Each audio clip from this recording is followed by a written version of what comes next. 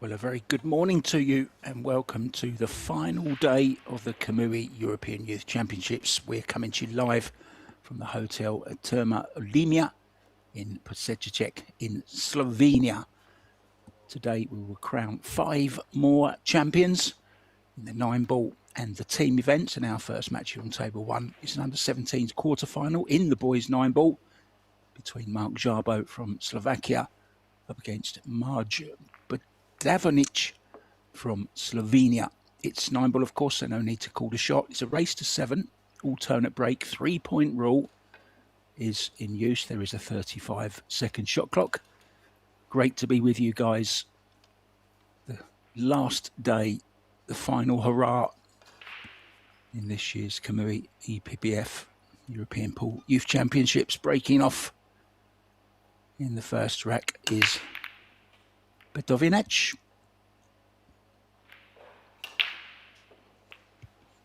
Well, I don't think he was quite going to make the 3-point rule, but he's got a foul anyway. So ball in hand, and look at that 9-ball.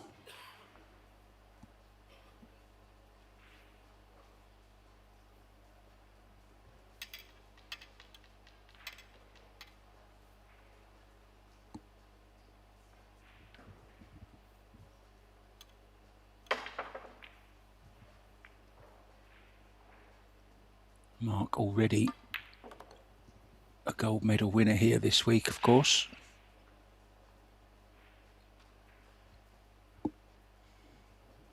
And he's hungry for another one. Really nice young man as well. And for me, he's been one of the standout players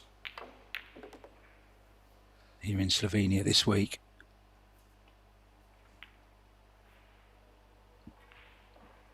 I mean, great break apart from, I'm not being funny, but the fact it was illegal and it was a scratch, the ball's opened absolutely beautifully. And it will be a 4-9 combo to win this first rack.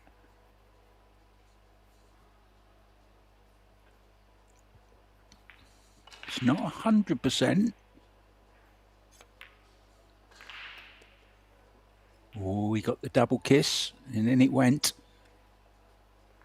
So the first rack against the break for Mr. Jarbo, and he will have the second break, of course.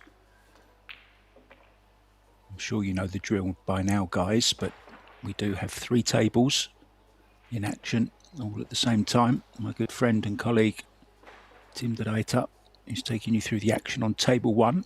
Table 3 also, as you can see in the background there, that's streamed, but there's no commentary on that particular table, but it's there for your viewing pleasure, if not your listening pleasure.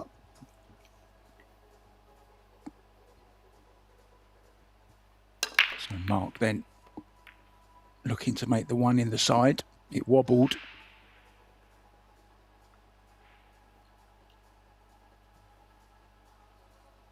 Did make a ball though. But he has a nasty shot over the 2-ball.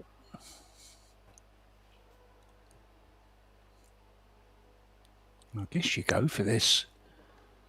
There's no real... He could try and send the 1-ball down by the 8 and get some cover behind the 4 and the 3. But that's just as difficult as the pot in my mind. So you might as well go for the pot. Let's see what he thinks.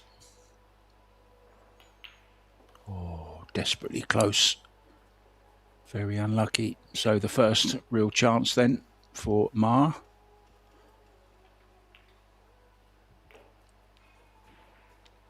Slovenia, as you'd expect, have had a very good presence here in their home country.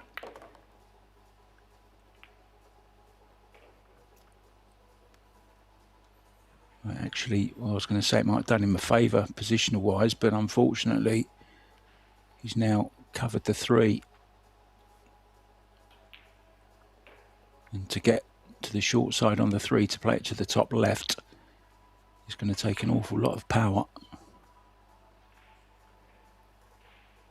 All these youngsters these days, they can draw the ball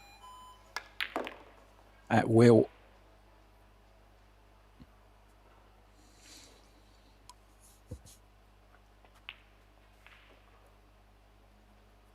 Got to be a safety now. Duck in behind the purple 4. Still has to hit a rail though, remember. Doesn't want to catch the 9 and not a rail.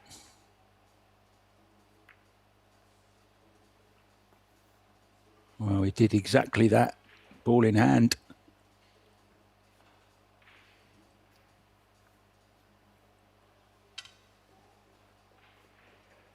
And this young man has shown terrific character this week.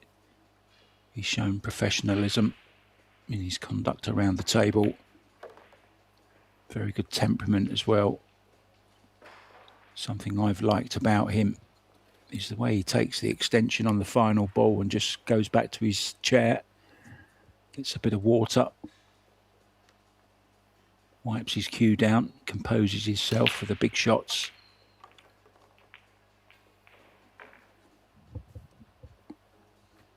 And you couple that with a huge amount of talent, you've got a very, very dangerous pool player on your hands.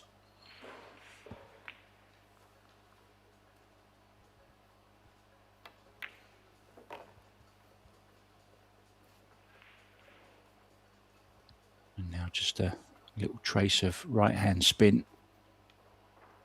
Not too much. Just a little dabble do ya. A little bit short, but nothing he can't handle. He's going to have to play this with a bit of inside spin. That's the left-hand side in this particular case.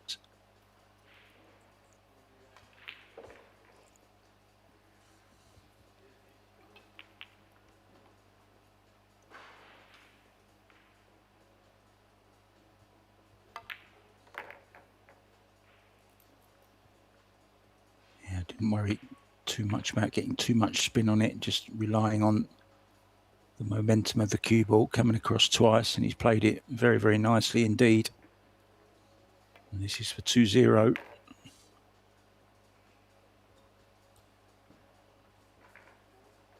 Looks very, very calm, doesn't he?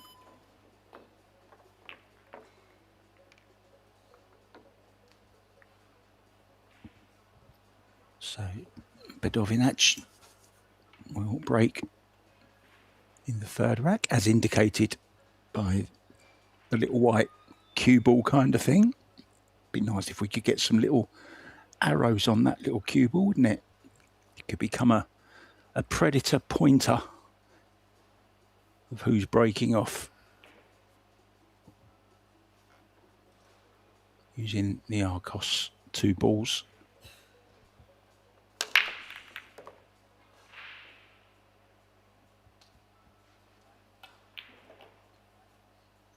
Ball down, 2 across the head string.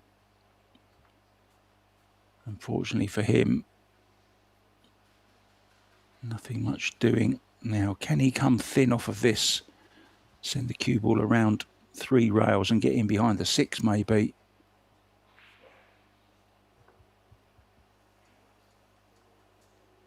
Got to miss the red 3 if he's going to do that.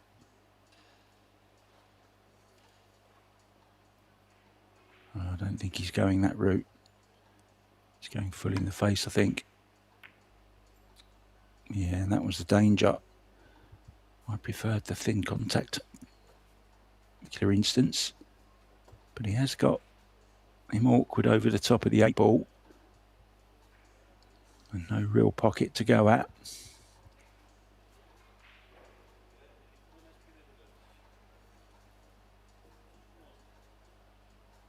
Cue ball up and down maybe.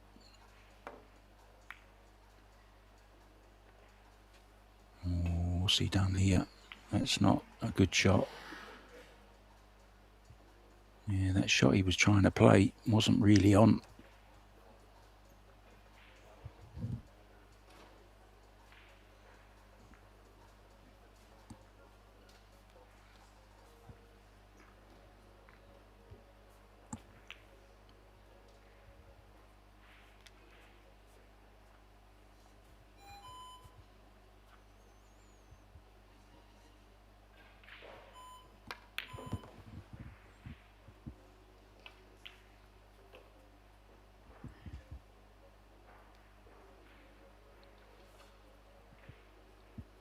Needs to be able to stun past this 6 ball here.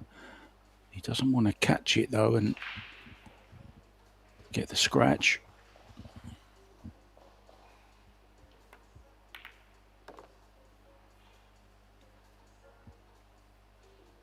Couldn't really do too much more than that. So now a real tester if he does go for it. Trying to find the gap behind the 7.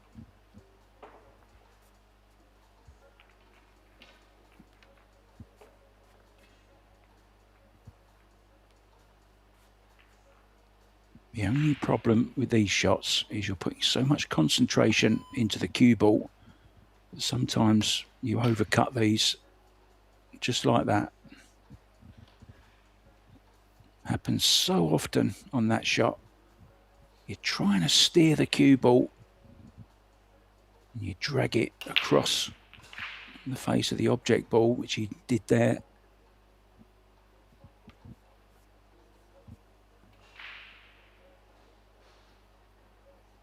This will cut.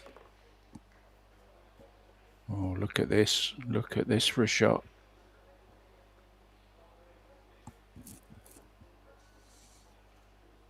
Couldn't have played that any better. He's really feeling it this morning, Mark. He's got the taste of another semi-final.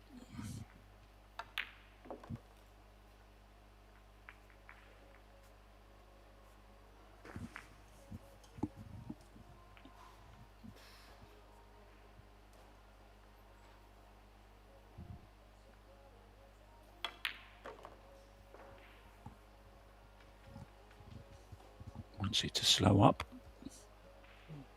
It's okay.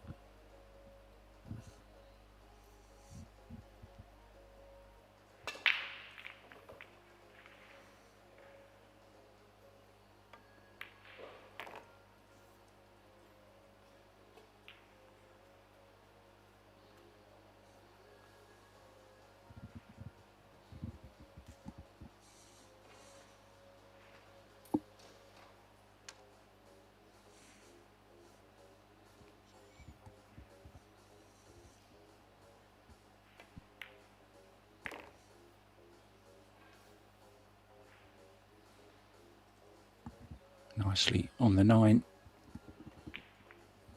to lead 3-0. And the glove is coming off. Therme has decided it's time to try and slow Mark Jarbo down and just get out the arena. Have a little bit of a talk to yourself in the mirror, splash a bit of water over your face, reset and come back stronger. And that's what I'm going to try and do. I'll see you guys very soon. We're going to leave you with a look at table 1. See you soon.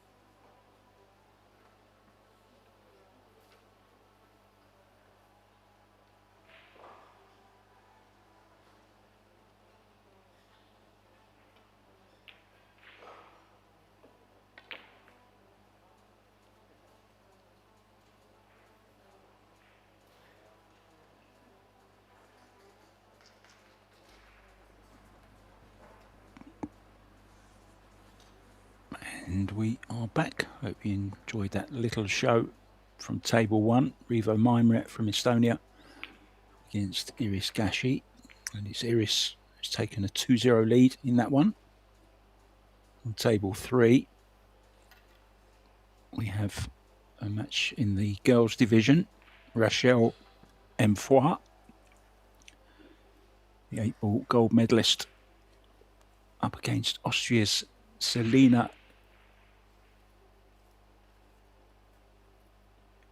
It's 3-0. Miss Mfoy is at it again. She's been the pick of the ladies as well. Lost in the final of the 10-ball to Merle Schmitz from Germany, but then beat up in the 8-ball and went on to win the final in emphatic form.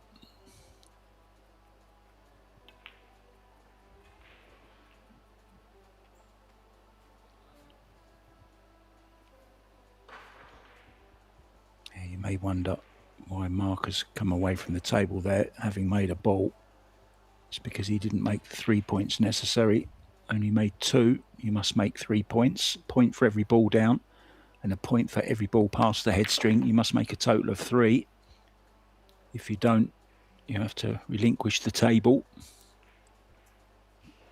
Of course, if your opponent doesn't like what's left, he can put you back in again.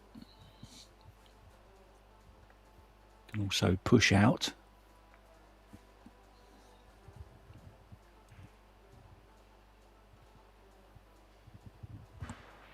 So I hope you're sitting comfortably. Maybe you've got a couple of devices on the go, ready for a full day of pool again here. We will have the semi-finals for you at 10:15, the finals at 12:15, and then it's all eyes from 2:15 on the teams. We'll have the teams semi-finals and then the finals at 4:15 this afternoon, followed by the presentation of all the medals and trophies for the 9-ball and the teams. Now this is much better from Maj, having taken his break.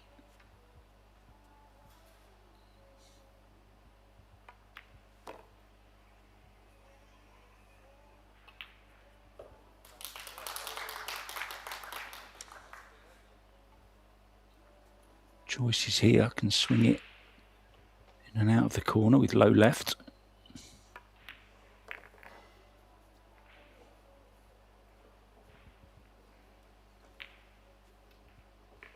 And now just needs to grab hold of this cue ball, draw it to the side rail, with a bit of right hand spin, check it off the rail, play the 9 into the same pocket.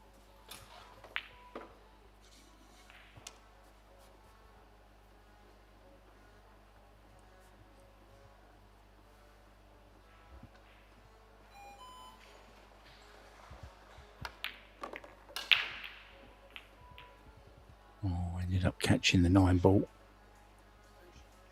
I think he was trying to come across twice. He just put a little bit of pressure on himself here with this 9.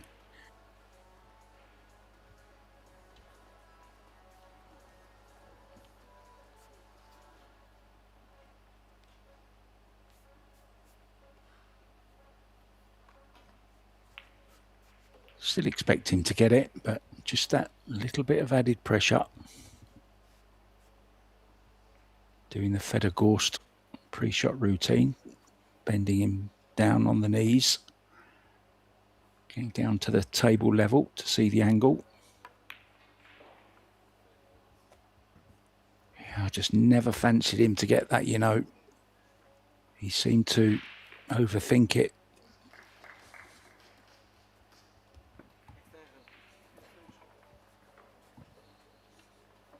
And this is just a test of cueing, isn't it? This is a shot they practice day in, day out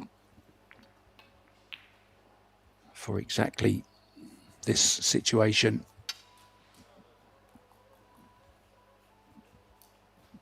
Once again, does what he always does, takes the extension back to the chair, wipe the cue, sip of water, get down and cue this in. Just like that. Well, what an exciting prospect for the future. Young Marc Jabot is really come of age in this tournament.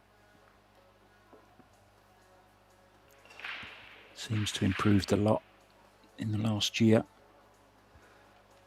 Whatever he's doing, it's paying off. So this young man needs a rack on the board very quickly. That's better. Oh no. Oh, it's what he done in the opening rack. Scratched. This time made the one. Didn't get kicked or anything. Maybe just a bit too much draw and spin on the cue ball. Squirted into the corner pocket. Obvious problem is the 5.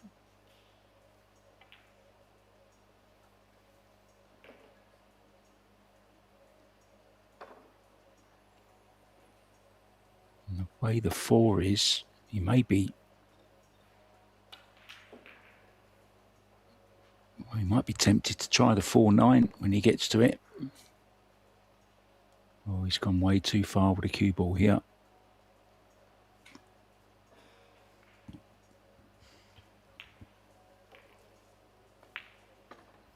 Well, they do say, with ball in hand, try and go forwards, not draw. For that reason, it's very difficult to judge the pace. But he's played a good safety.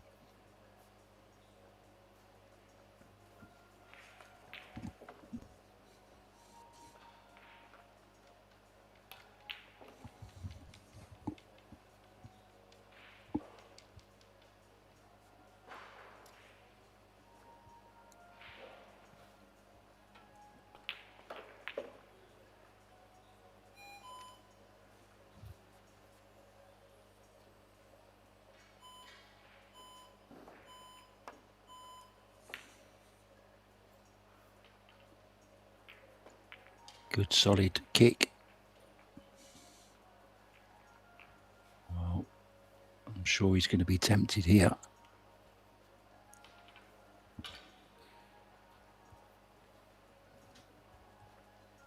I just wonder if he plays it with top, he might dislodge the 5 ball here.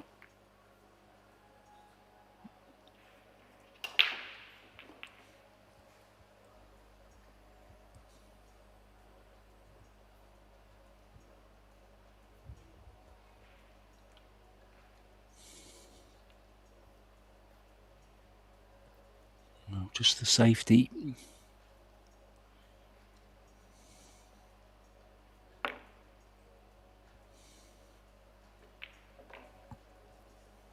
Needs some help from the 7. He's not going to get it. So it's a mistake from Marc Jabot. I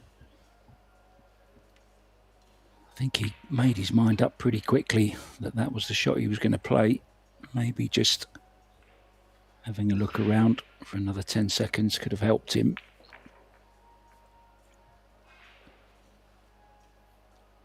Could have played the 3 into the 9 ball as well.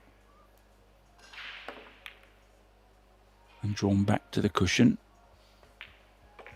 But his opponent just not really punishing him at all at the moment. So it's a free run for Marc Jabot so far.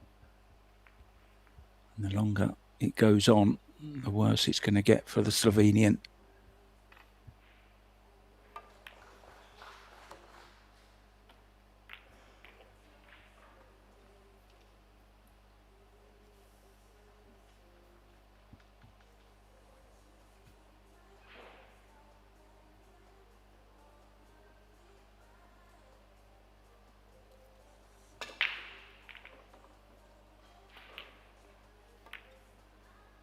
In behind the 7 here.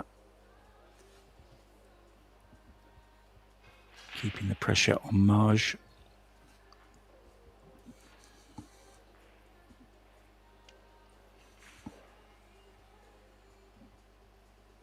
Now this is where you don't want to make the 4-ball in the side pocket.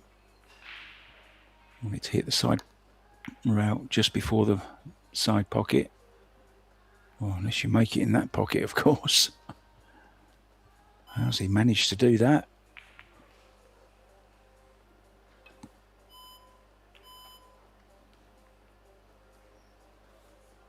Can creep in behind the 8 here.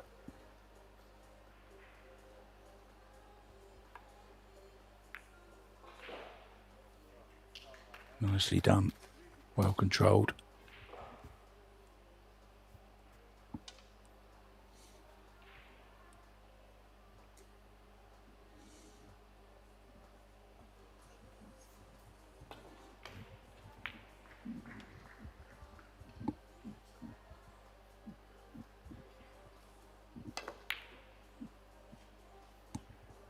Oh, that's a great shot. Good solid hit. Oh, it's unlucky. Very unlucky to leave it there.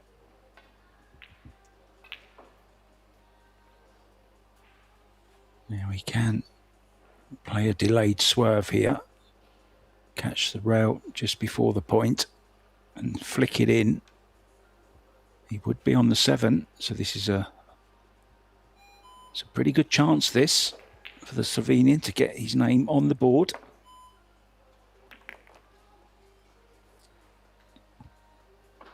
Actually swerved it more, hit it directly.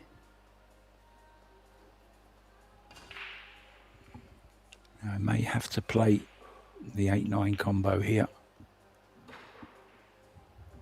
after this 7. This will settle him down if he can knock this 7 ball in.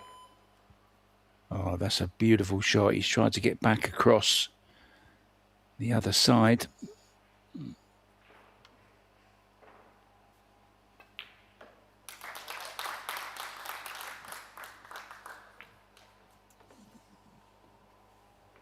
This is not guaranteed. Just the safety, I think, in behind the 9.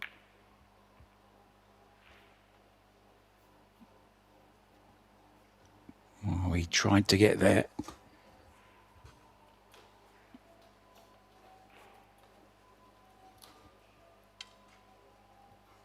This one needs some expert cueing.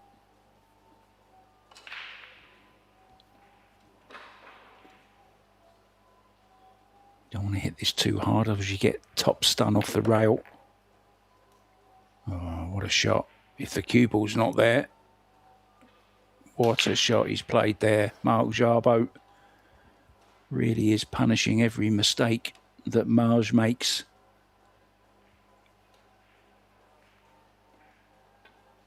Must be wondering what he's got to do. Badovinac to win a rack. Always feel for a player when they can't get off the mark.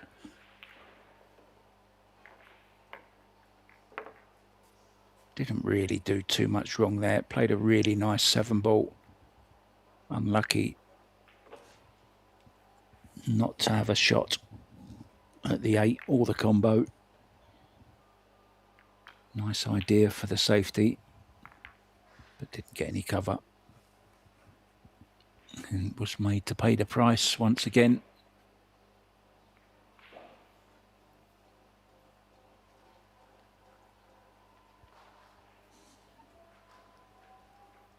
It will be Mark breaking to get on the hill.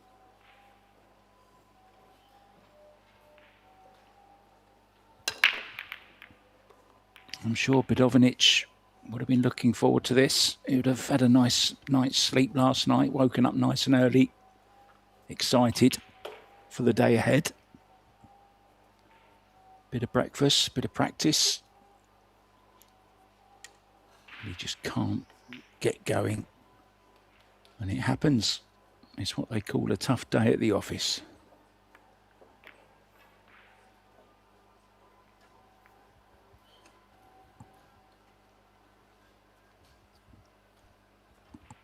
And that may seem insignificant, the fact that he's underhit it. Yes, there's no shot on the 1, but, well, there is a shot because It's an easy safety for Mark, and it's another chance to put pressure on the Slovenian.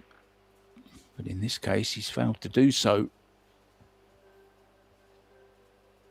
So come on, Marge, get a nice safety in here.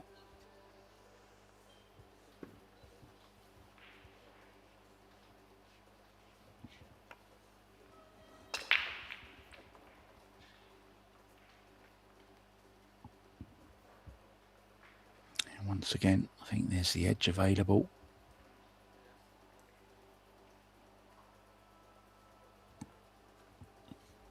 He may choose to go rail first here, though, with a lot of right-hand spin, send the one away. I know he can catch a bit of it.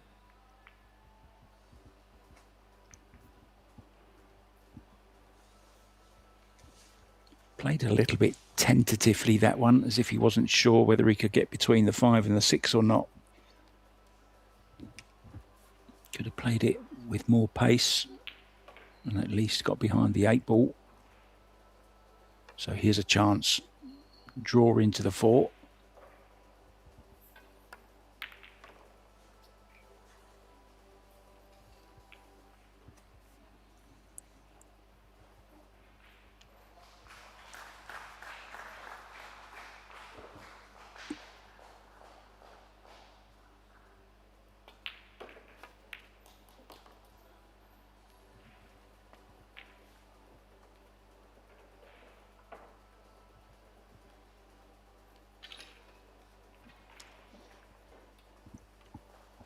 Well, thanks for your help in the chat, guys. That's one of the downsides of not actually being on site. I do like to get to talk to the players and learn how to pronounce their names properly. So thank you very much for the help in the chat. Appreciate it very much, Philos. I've probably gone and said your name wrong now. But I noticed that other name, Mitya Gradiznik. How you doing, Mitya? That is Max Benko's coach.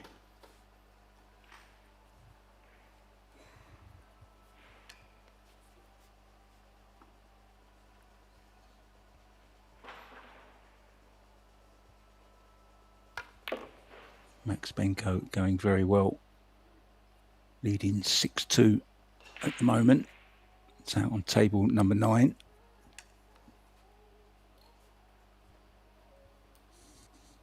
Now this is a chance to finally get on the board for Mai.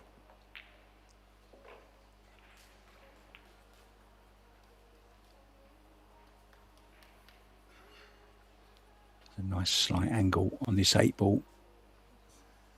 Stun draw down.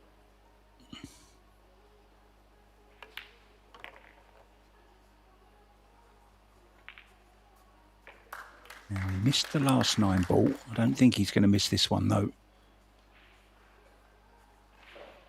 Come on, Mai, get on the board.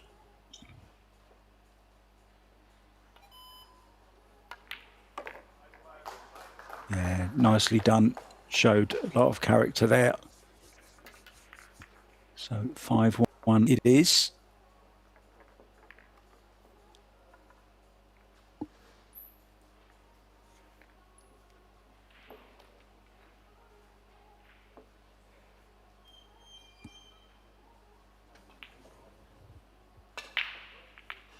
Selina Schirer from Austria has taken a rack. She's got her first rack on the board. She now trails Rachel Empois by 4 racks to 1.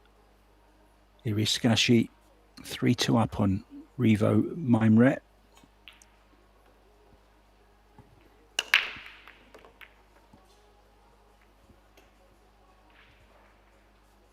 So, Bedovinach breaking off. The break is good. And he does have a look at the 2 ball. Goes in. Cue ball heading over towards the 6 and the 9.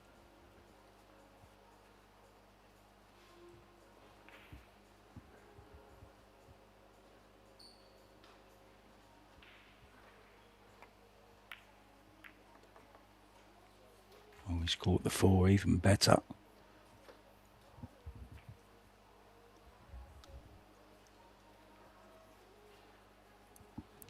Just a bit of work to do here if he wants to play the 4 into the same pocket.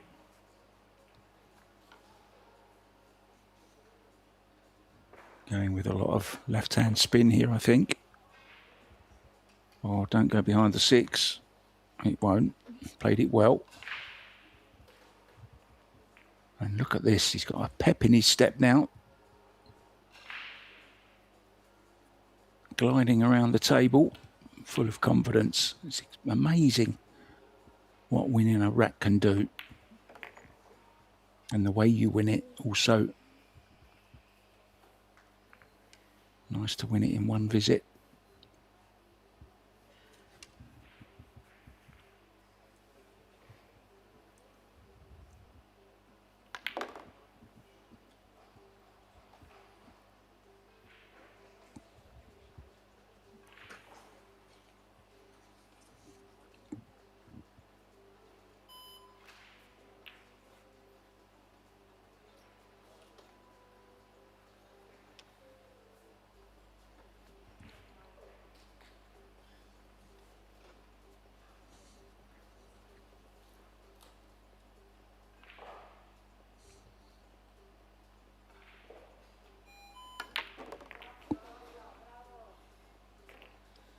This is good stuff from the Slovenian. Max Benko has actually won by 7 racks to 2 in his match, so he moves on to the semi-finals coming up later on, 10:15 local time in Slovenia.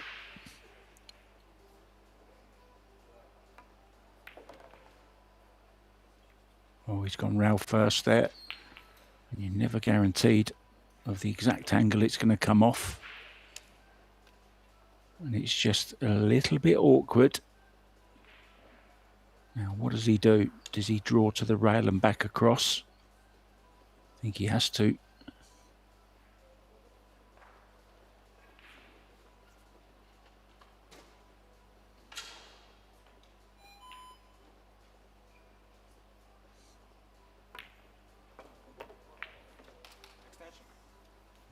Couldn't really do too much, so he's going to have to make a slightly missable 9 this.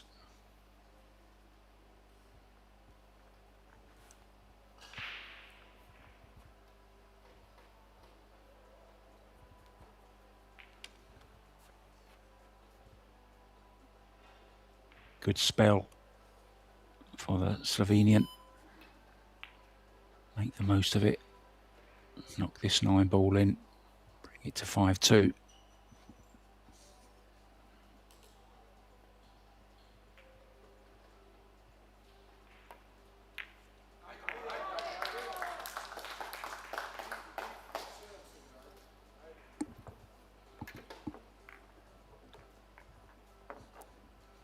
Really good stuff from my 2 in a row.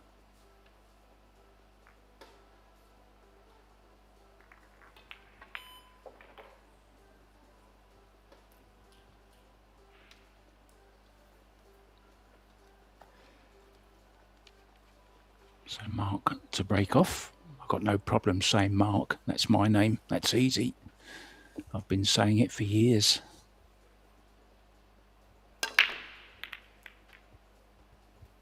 Oh, 1 ball wobbling. Just the game has changed slightly, hasn't it?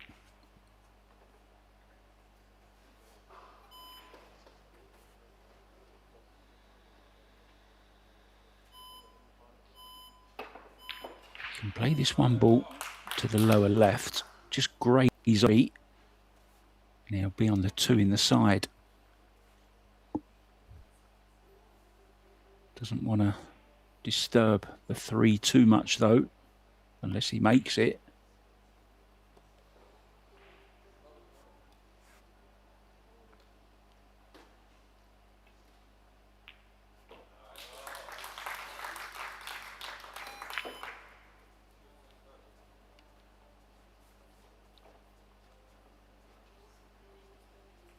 It's this young man with a spring in his step.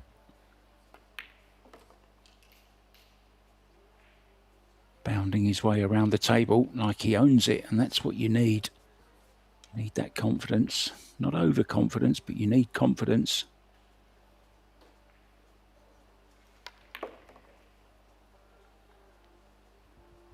You never want confidence spreading into arrogance. That's when you start to miss, and he's got a really nice angle now on this 4-ball to draw down the left-hand side of the table for the 5.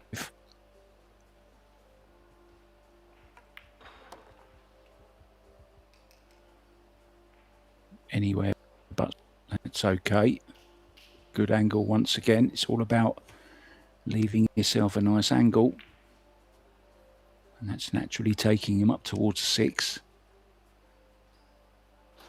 We may see the Slovakian taking a break after this rack if Mike can clear this up.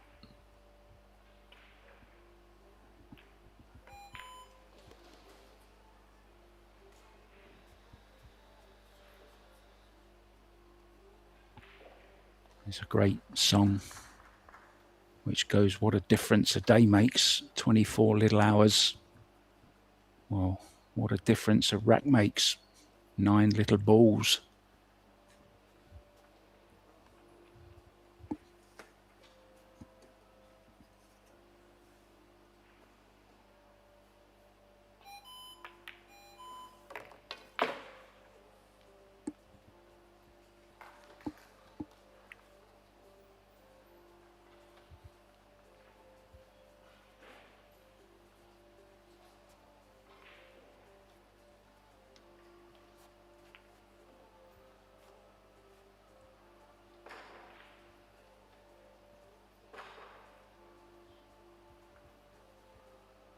And this is on the back of the dry break from Mark. No. I don't know why he took so long to play that shot, to be honest. He's been knocking them in, no problem. Maybe he just realised the importance of that ball. And now there could be another big sway in this match. If Mark can take these last 3 balls, he'll be on the hill.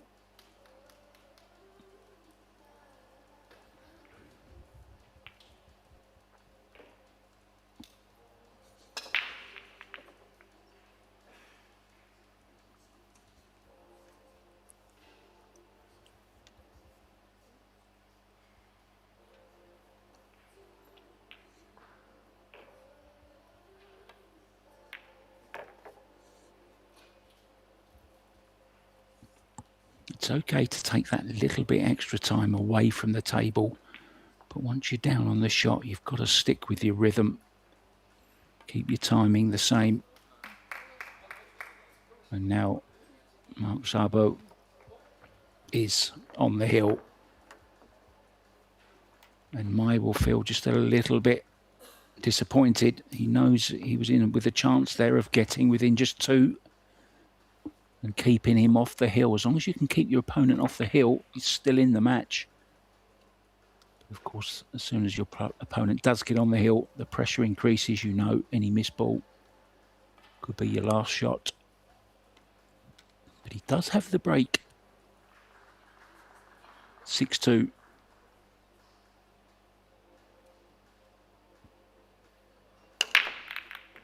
Rochelle Envoy on the 5-2.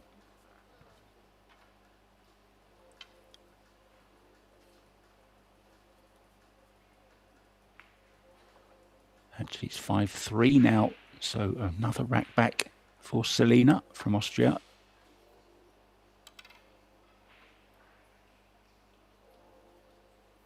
Also on the hill, Iris Emberts.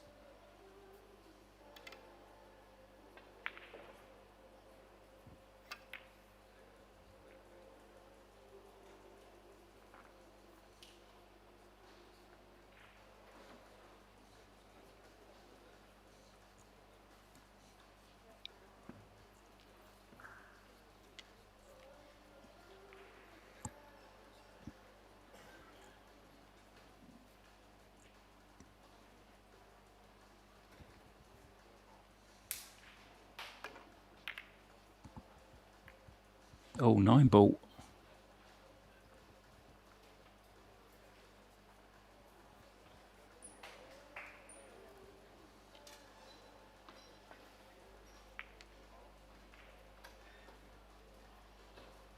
This is a chance then to close out the match. Balls situated very, very nicely. 2 to the 3, 3 to the 4, no problem. 6 to the 7, it's good. 8 over the same side of the table as a 9. All positive signs for the Slovakian to get himself into the semi-finals.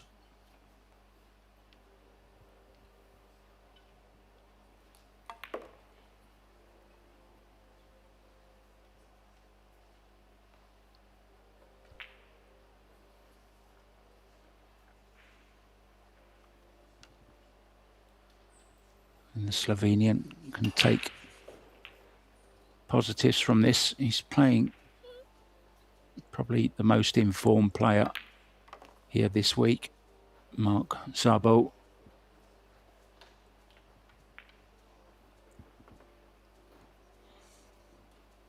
Hungry for another medal. And he's guaranteed one. If he can make these last 4 balls, he will be in the medals. Would have liked another inch or 2. He's still okay, can just draw back.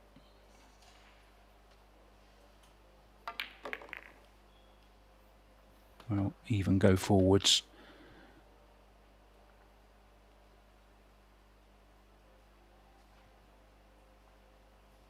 Now just 2 stun shots to complete. I wouldn't say a stunning performance, but it's been pretty good, hasn't it?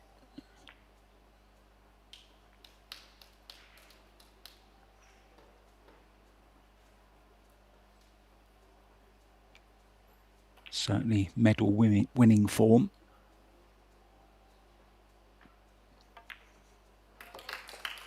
So in it goes, and Mark Szabo running out a comfortable winner over my Davinac. That's 7-2.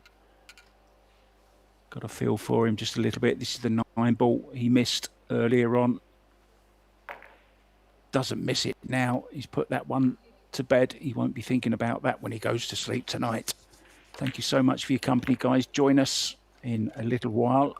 More action coming your way in the semi-finals of the 9-ball. Keep your eyes on EPBF.com. And if you want to go and have a look at the end of the match, that's over on table 1. Revo Mimret trying to reach the semis as well. Thank you for your company. I'll see you soon. Ta-da.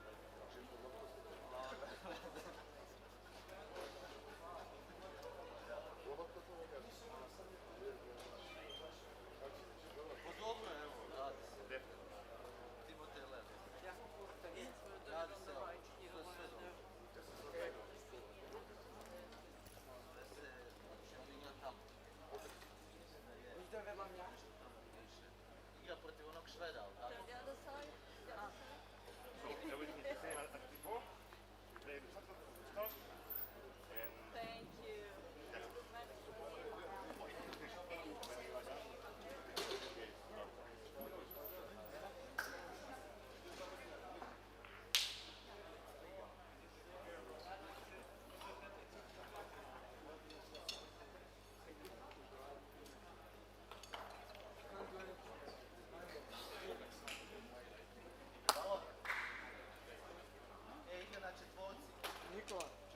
Nikola, koja je strana? Molim? Koja je strana? Pa dobro si sjeo. Tamo? Da.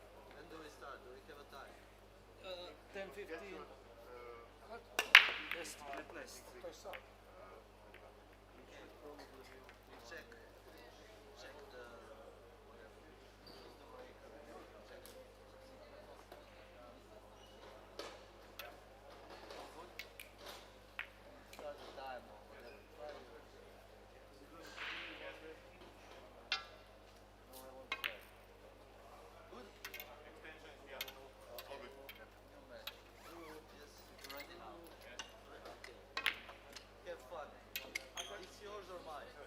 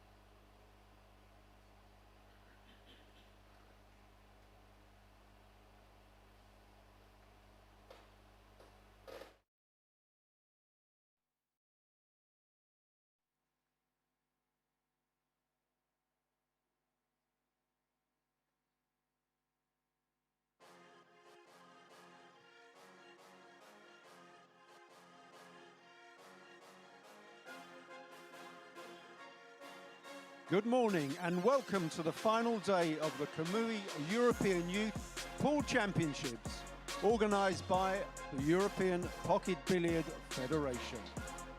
We're at the Therme Olimia resort in Podcetrtek, Slovenia, for the closing stages of our 3 9-ball tournaments.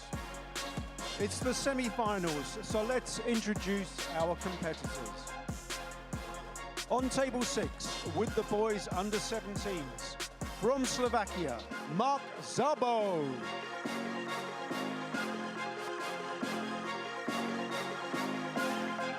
And from Germany, Noah Bullhorn. On to table 5 with the girls. Will you welcome from France, Rachel Enfoy. And representing the Netherlands, Iris Eimberts.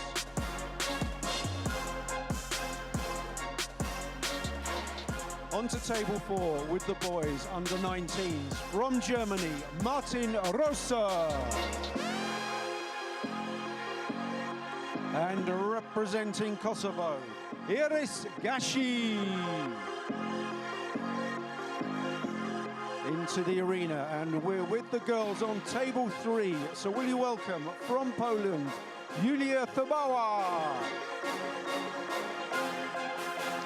And her opponent from Germany, Merle Schmitz.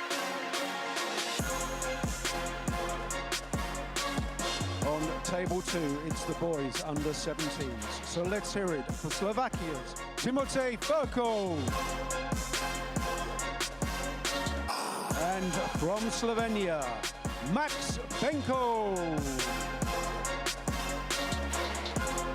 And finally, on table 1, it's boys under 19. So welcome from Sweden, Gabriel Aspol. And representing Portugal, Ruben Gomez.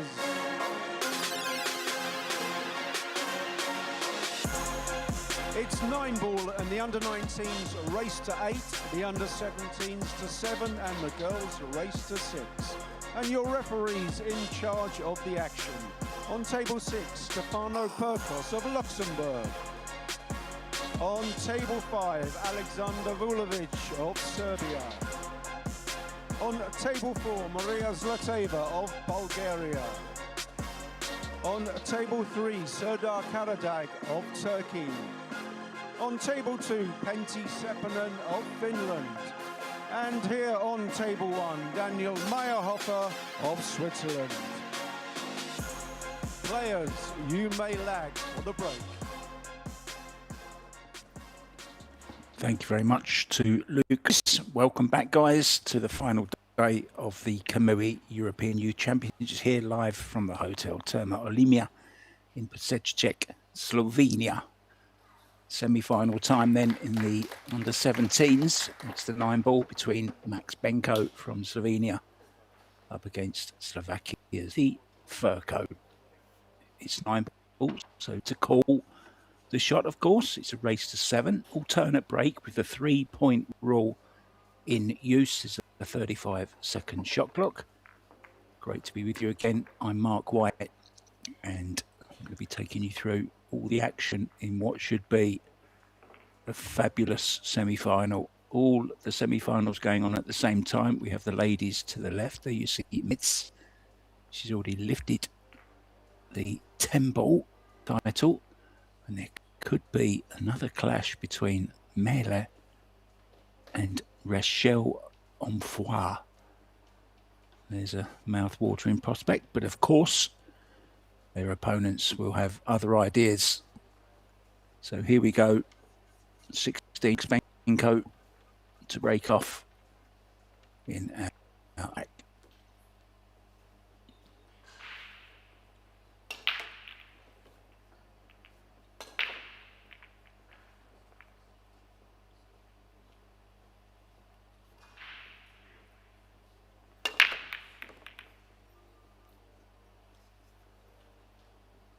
Made the intended ball in the side.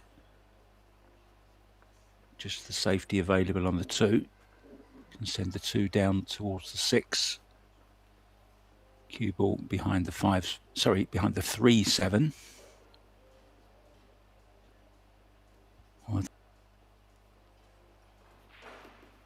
Final.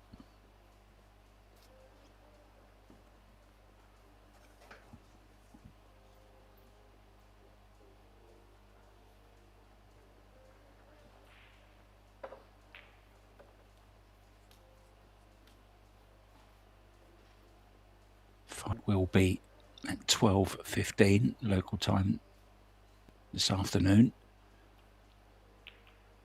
And then, of course, we have the teams in action.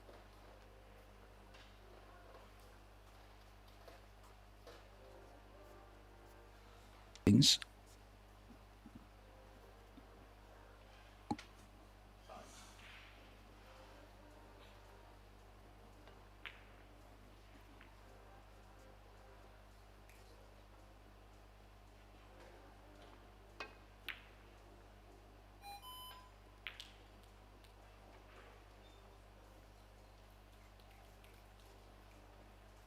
Yeah, nice kick. No cover, but no shot either.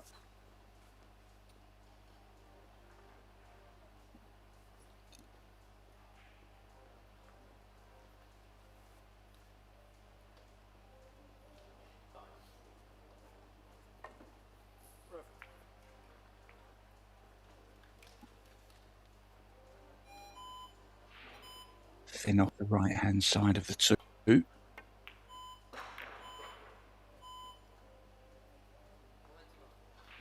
Oh, tried something else. Maybe he was trying to make the 6 even. Very attacking shot, but it's left a chance for Timothy.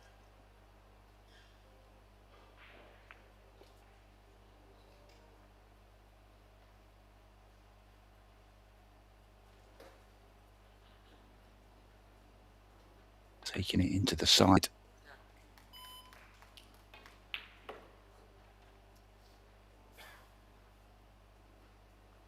Now, does he have the angle to miss?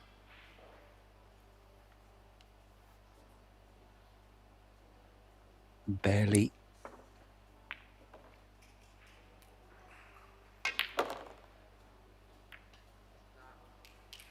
Well, he'll take that, won't he? Holds the hand up just to acknowledge the fact that he had a bit of a jelly roll there.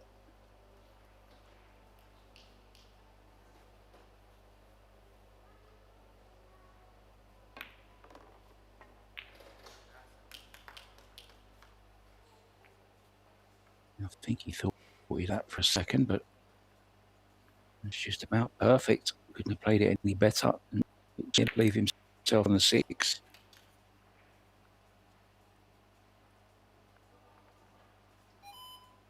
You don't want to let Max Benko get away from you. He can reel off racks very, very quickly.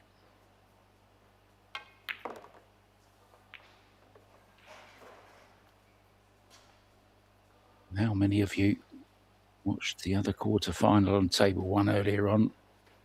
Rivo Maimret against Iris Gashi from Kosovo.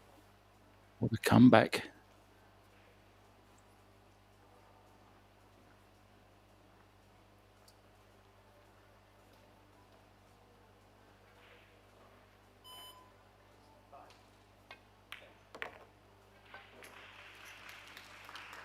Nicely done, instead of trying to hold it using the rails.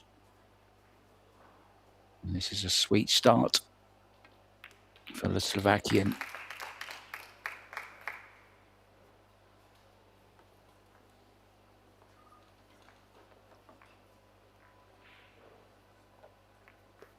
So other matches in progress. Mark Zabel up against Noah Pulhorn.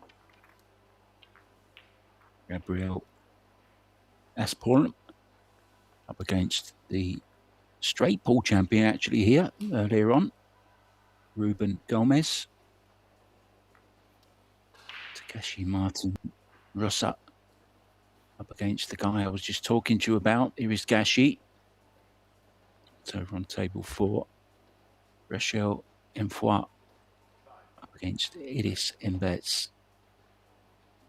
And Mele Schmitz, as you just saw, over on table 3, she's up against Julia Alexander Jabala. To this one will be Timothy to break off in this alternate break format. 3-point rule, remember, guys. So point for each ball down, point for every ball past the head string. You must make a total of 3 points.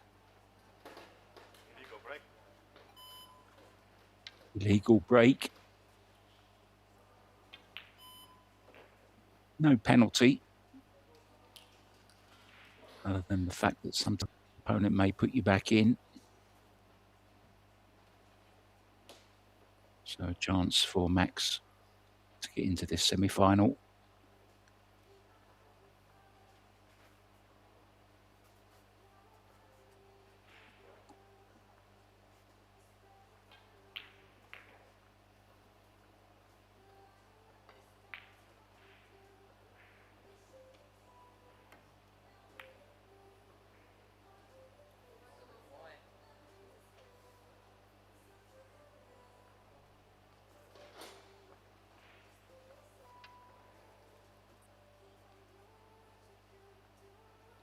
There could be a path through here. Indeed there is. Already looking to see where he wants the 2 ball.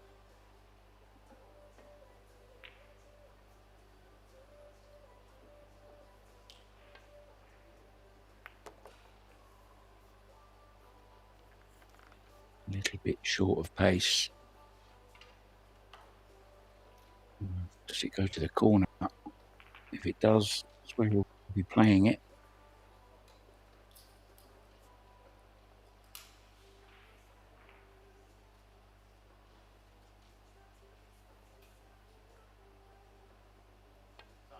He's going to the side. How's the pace? Very, very nice indeed.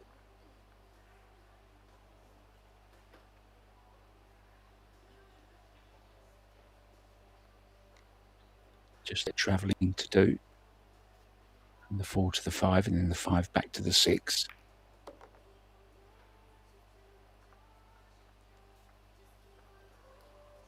Yeah, this isn't ideal. Slightly hampered by the 7.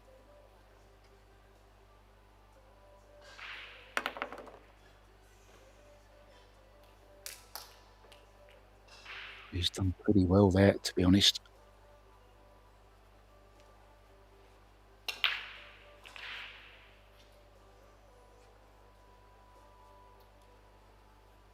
Kind of got to crouch, hasn't he, as well? There's a few players doing that now. Oh, this is a terrific shot. Nicely. This young man looking very, very dangerous indeed. Max Benko knows him very well. He'll know he's in a battle here.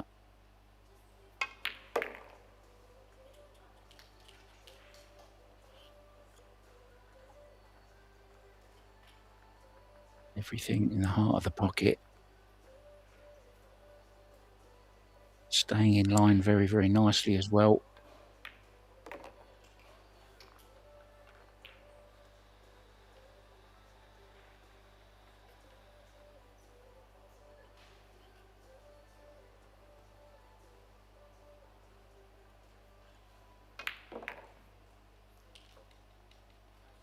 The fixed up. The 15-year-old from Slovakia. A year younger than Max. But showing and experienced in years as well.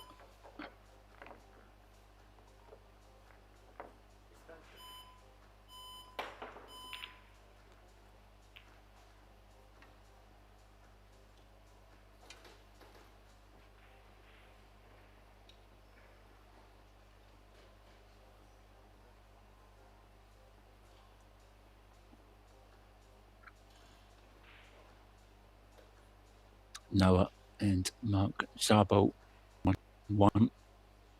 Ruben Gomez from Portugal has taken the first rack with Gabriel Esfol from Sweden. 1-1 between Iriskashi and Martin Takeshi Rosa. Rachel Empoir 0 up. Idis Emberts.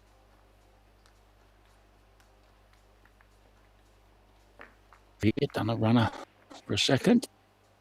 Now, if you're wondering where the template or the is, it's magic. Rack. It's a table. So little indentations in the cloth made by a special template. And balls just fall nicely into them. Makes the racking very much easier.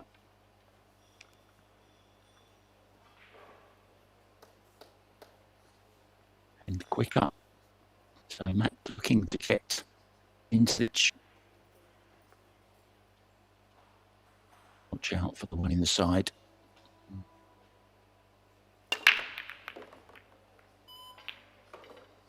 Now then, look at this.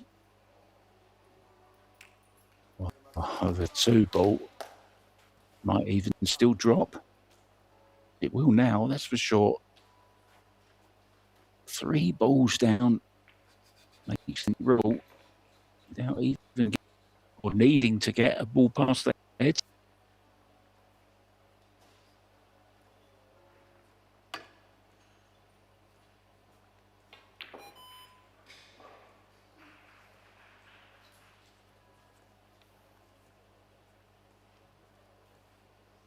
Even I could make this 2 ball.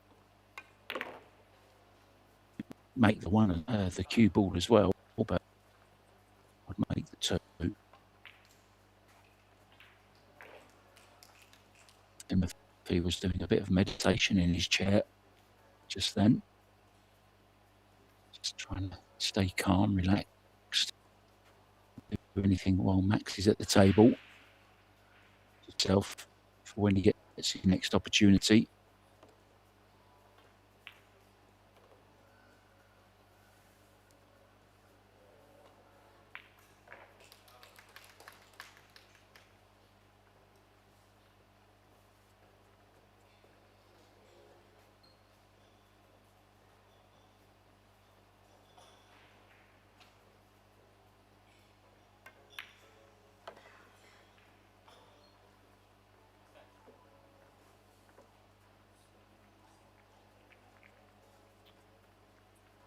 Can just hold the cue ball, this 5 ball.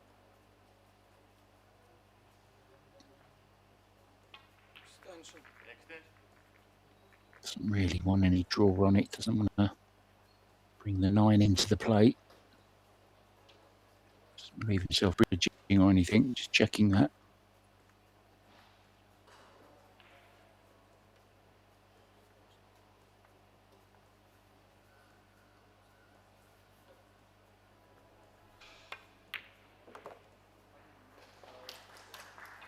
Well, he's done exactly what I said.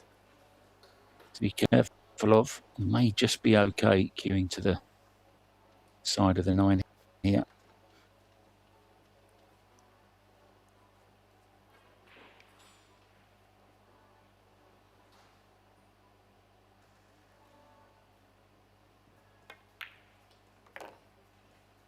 Almost playing that shot with him.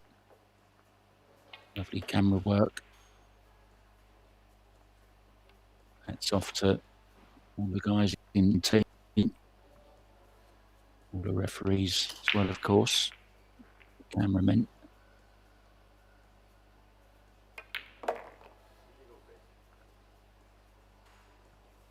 Tournament director as well mustn't be forgotten. And of course, Luke Richies. We can't forget Luke for all his fine interviews and directing. He's now a part of this semi-final. Very nice break and run.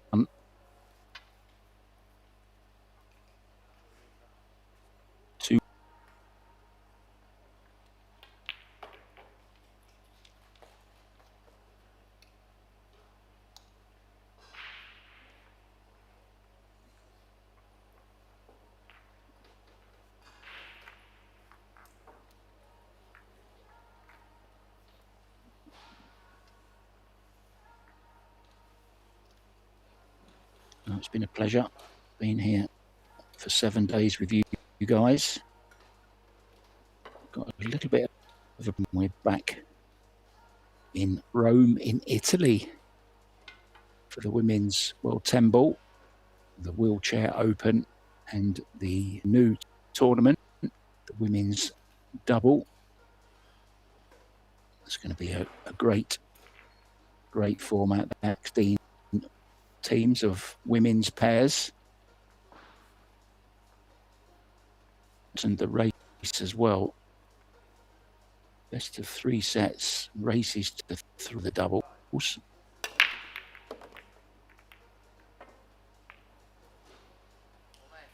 Good break this time from Timothy and on the 2 ball away from that 9 ball to draw up. Well, Jeshan.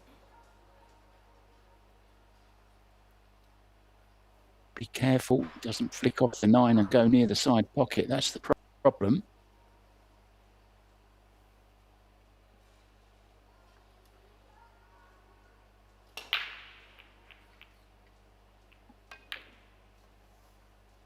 No, that's right.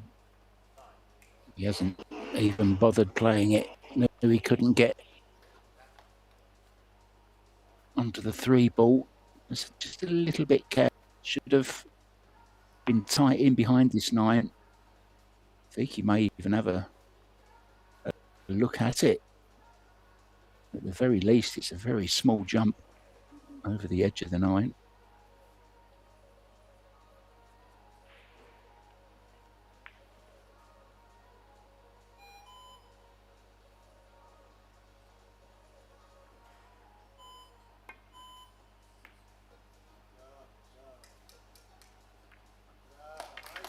Oh, what a lovely little pickle.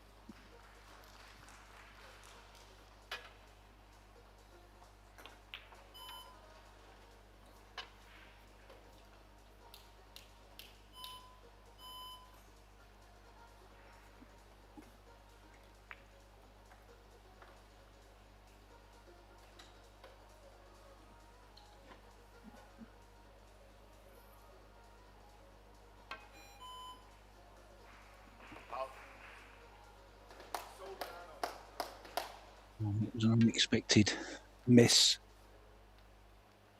Wasn't too difficult, the 2 rail kick. Now ball in hand. Max just a little bit to think about regarding the 7 ball.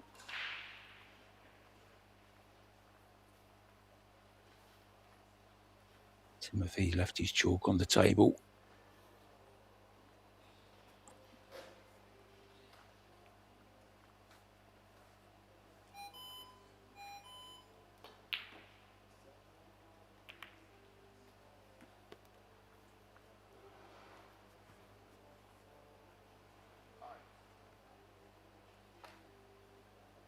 Surprises me actually how many pool players do put their chalk on the table. Snooker players always keep it in their waistcoat or in their trouser pocket. I've always wondered why they put it down.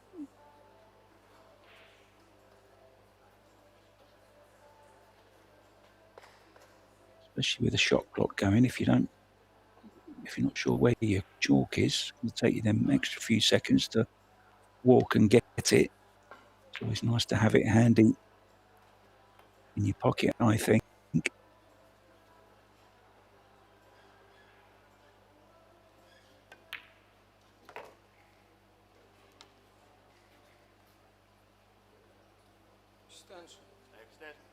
Shot coming up here. I don't think this is exactly how he wanted it.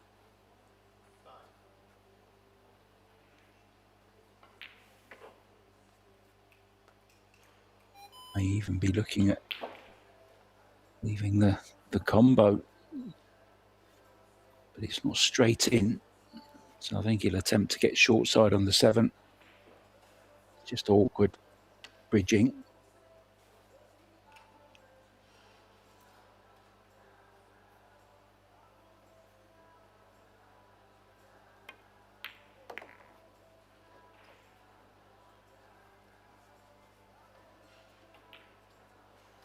About as good as he could have done there. May just glance off the 9 ball here, but doesn't want to risk tying the black up.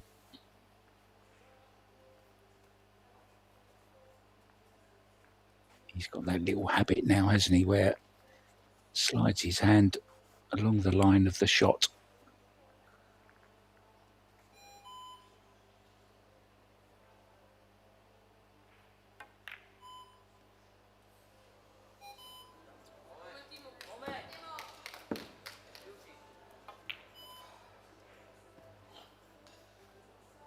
Yeah, it was the shot previous.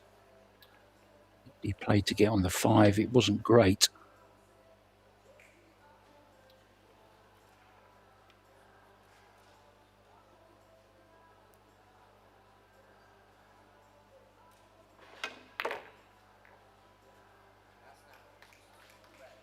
Oh, got hold of that beautifully, didn't he?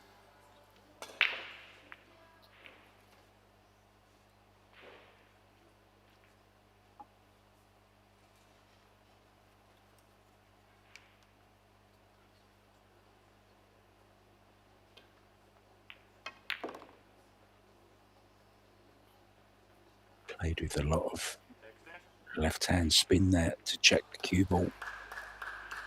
A bit on line for the 9. This 9 ball for a 3-1 lead in this semi-final race to 7. Under 17s 9 ball division.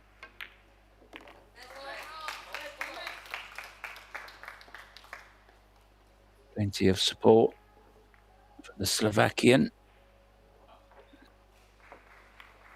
The 2-rack lead back once again.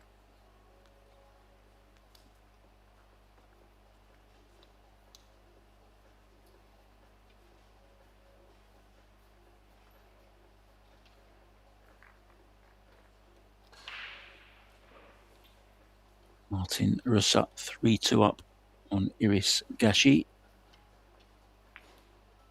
Mark Zabo 3-1 up against Noah. Ruben Gomez 2-0 on Gabriel Aspon from Sweden.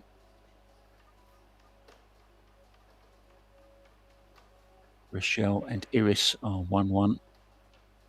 And Merle Schmitz is 2-0 down at the moment to Yulia Alexandra Kabala.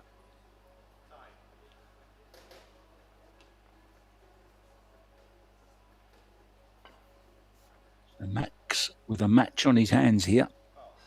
3-1 down, breaking off, trying to make the 1 in the side.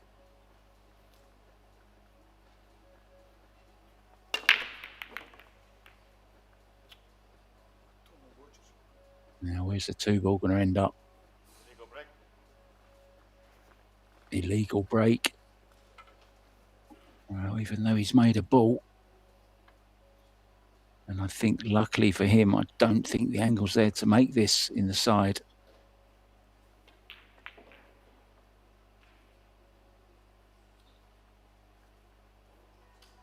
He's not sure.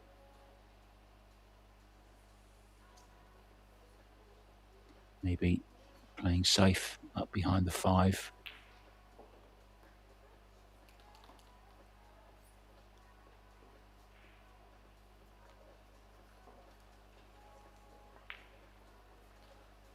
Oh, I can't believe this.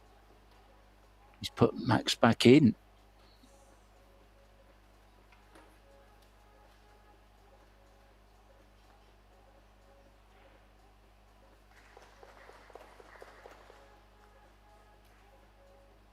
Only time will tell if he's made the right decision.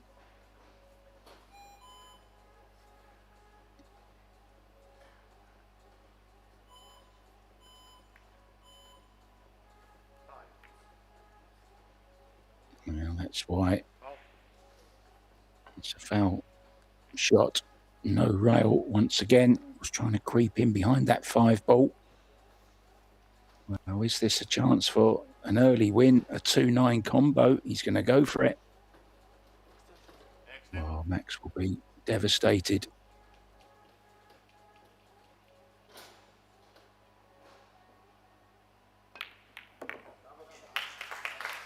Right in the heart of the pocket. And all of a sudden, within a matter of seconds, 4-1. I think it's fair to say this might be a little bit of a shock if Timothy can go on to win this match. Max has decided he's going to nip out for a timeout. He just needs to gather his head, get his head in a better place. And we'll be back very, very soon, guys, with the next rack. Max in trouble. We'll leave you with a look at table one. There's Gomez up against Gabriel. Back soon.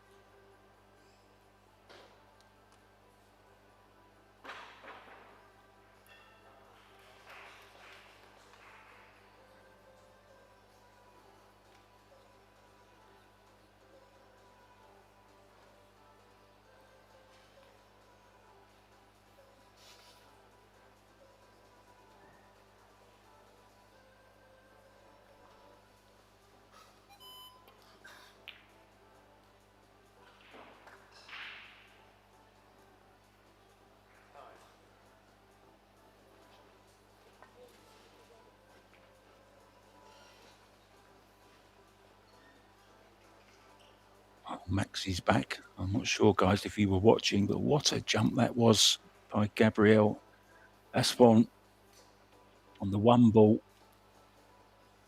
Tremendous jump.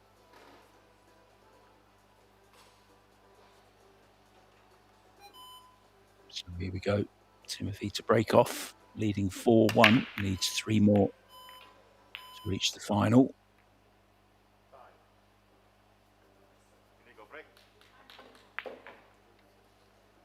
Illegal break this time from Timothy.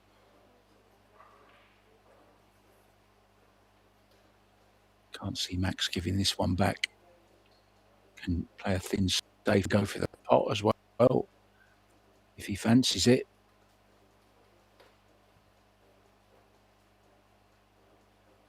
Just a lot of traffic to get for the 2. Still push out as well if he wants, remember.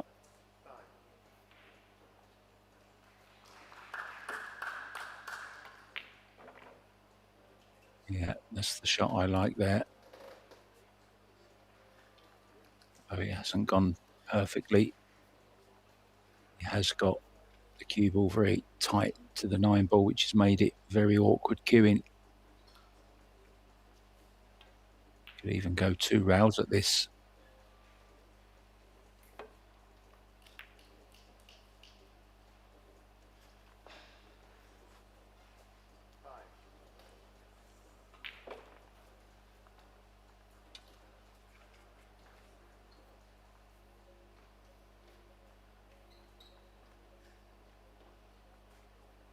And send the 1 ball twice across.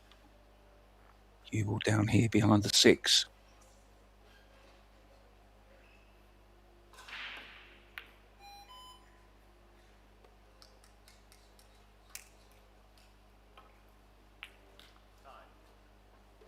Well played as a 2-way. This is a thin one. He has to go for it.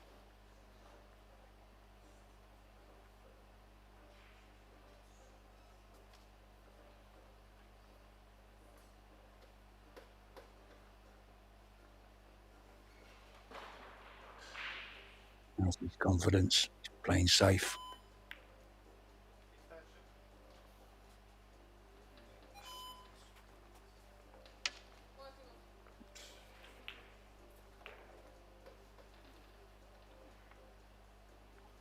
Well, you can clearly see there is a gap.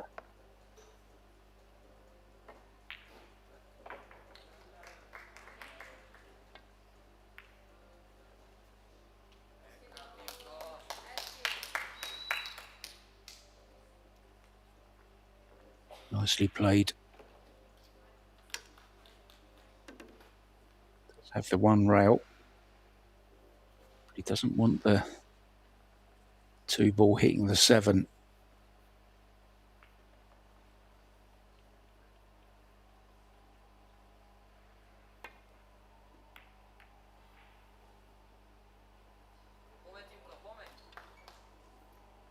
Just not getting away with it at the moment. Once again, everything in the open.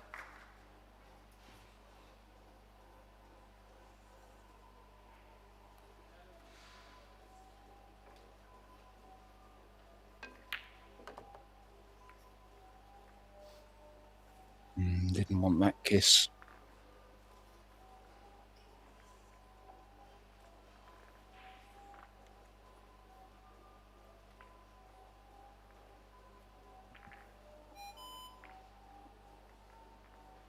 Cue ball between the 9 and the 6.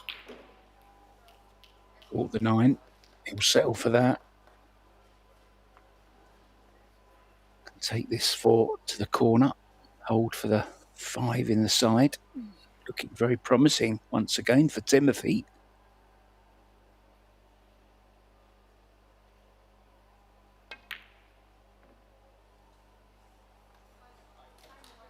Now then, shots like that, which change matches.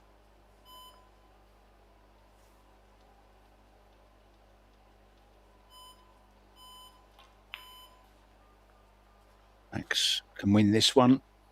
Break and run in the next. He has had a break and run already. All of a sudden, he's just one behind. Could be a costly miss.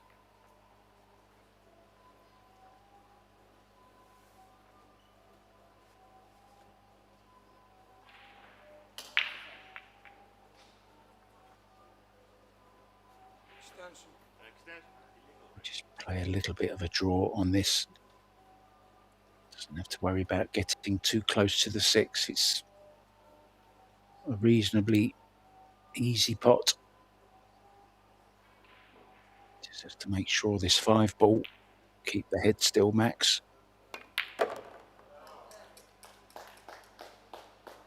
Crashes it in.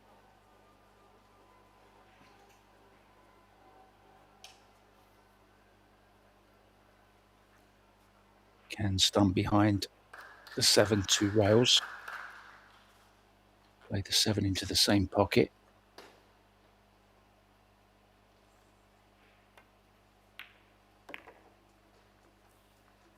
Oh, just strokes it in, 1 route. Nicely done.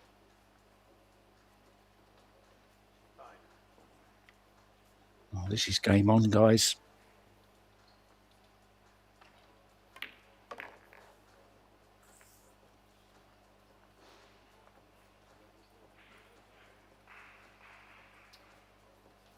And now we'll probably come all the way back for the 9 in the side.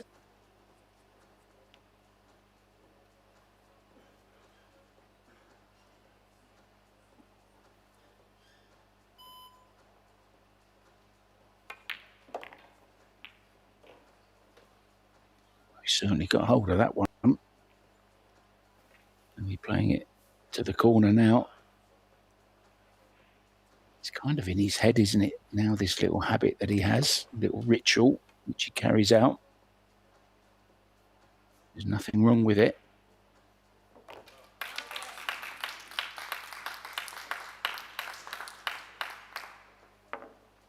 And indeed, he does make it 4-2 and will be breaking. And if he can put in a similar break to the one he did last time. Made 3 balls on it last time.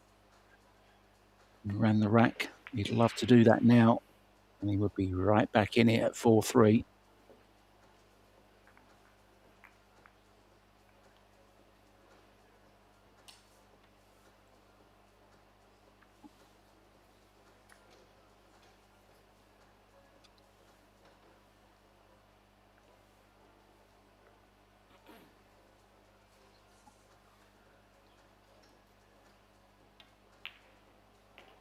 Take you around the room quickly. Well, Mark Sabo on his way to another final. He's already won the 8 ball. He's 6-1 up against Noah Pulhon. 3-0. Ruben Gomez maybe on his way to his second final as well. He's beating Gabriel Asfholm from Sweden by 3 racks to 0. 5-2 now. Martin Takeshi Russa over Iris Gashi. And Michelle Mfoy is 2-1 behind. Don't often see her behind, but she is to Iris Emberts. And 2-1 up, Julia Alexandra Zavala over Mele Schmitz. You're all up to date, guys.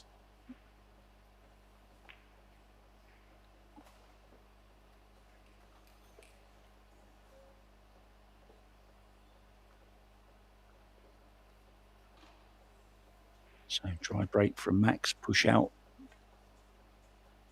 from Timothy.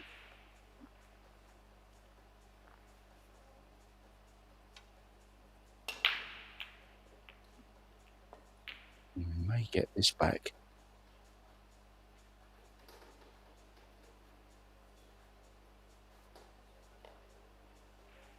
Where's the safety, Max? Where's the safety?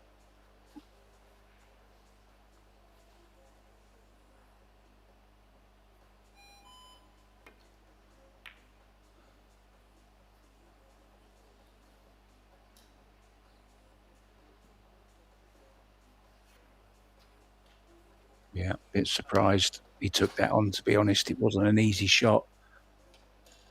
One ball was always going to be going towards the corner.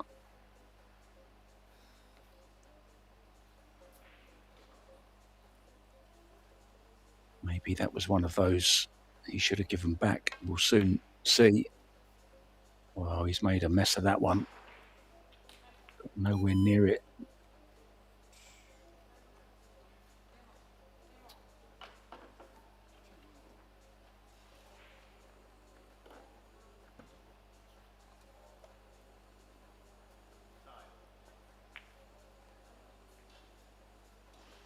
How does he avoid the 7? Close to the rail, can't dig down.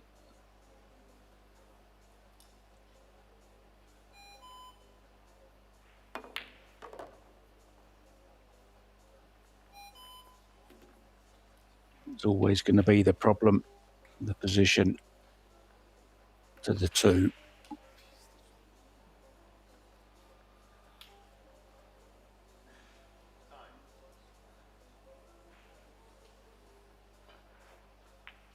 Extension.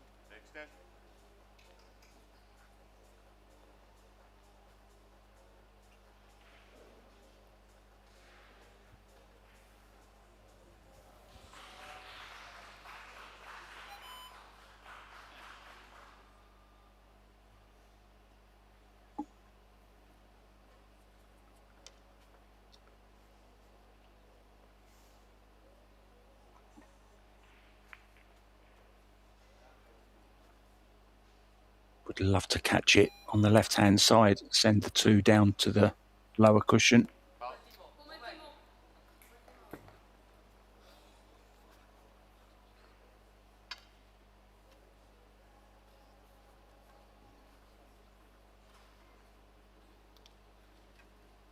Always worse when it's off your own hook, when you miss a ball. Run out of position from the 1. Now ball in hand. Can Timothy re-establish a 3-rack lead?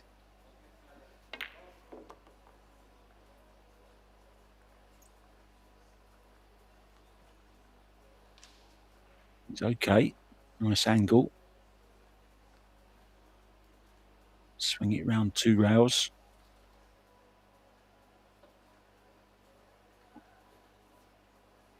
Can play it with just a touch of left as well.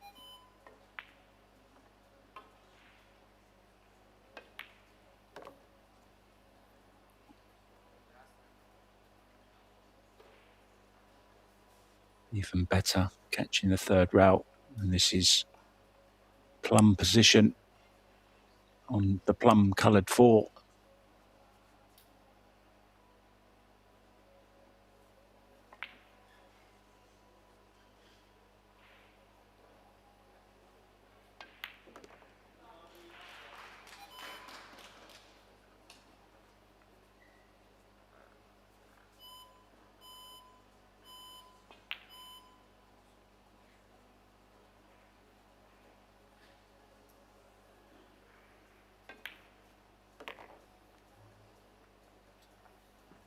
Oh, a lovely little glancing blow off the 8 there. Just gave him a few more inches to the right. Took a bit of the pace out as well. Good chance this.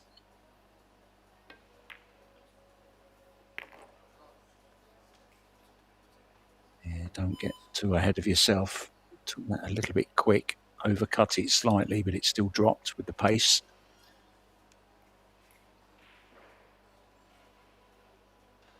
Now a little bit of high right.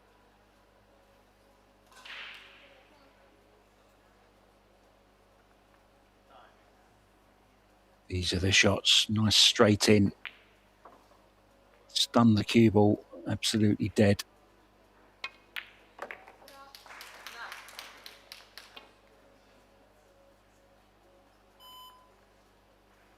Well, there was a chance for Max to get right back into this at 4-3. He hooked himself on the 2.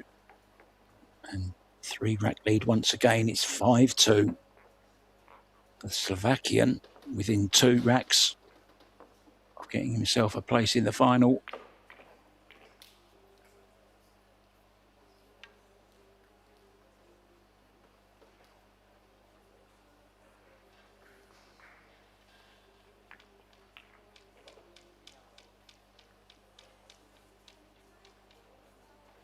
Owią�cal won the under-17s straight pull, as you might remember.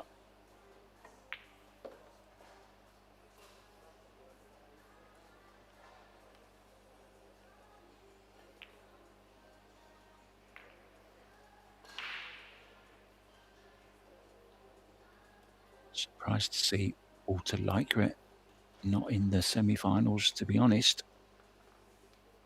He did win the 10 ball, though, in the under-19s division. Of course, Timothy Furco, already gold medalist in the 10 ball as well in the under-17s. He's looking to add the 9 ball to that. And he's on his way to doing just that as well, because... Oh, does he have this? I don't think he's got the 2 ball. Again, 3 balls on the break this time from Timothy. Unlucky not to have a shot at the 2.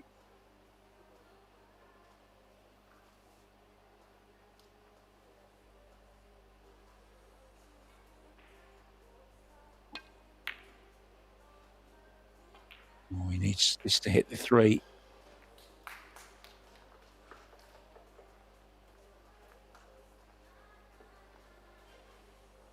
I think he's okay on this. Max can see it.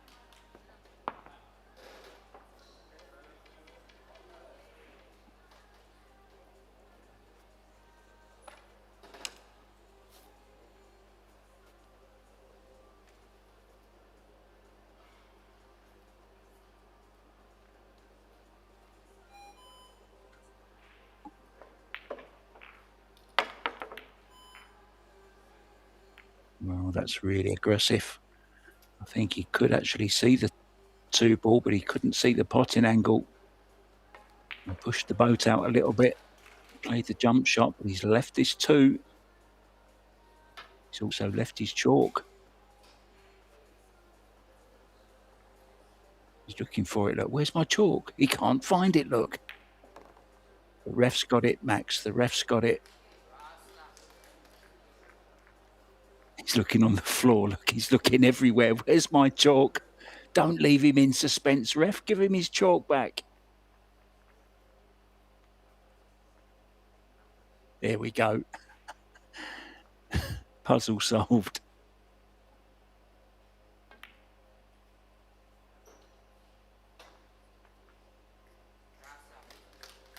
Yeah, very good shot there from Timothy. Good shot choice. Didn't want to take any risks on the 3.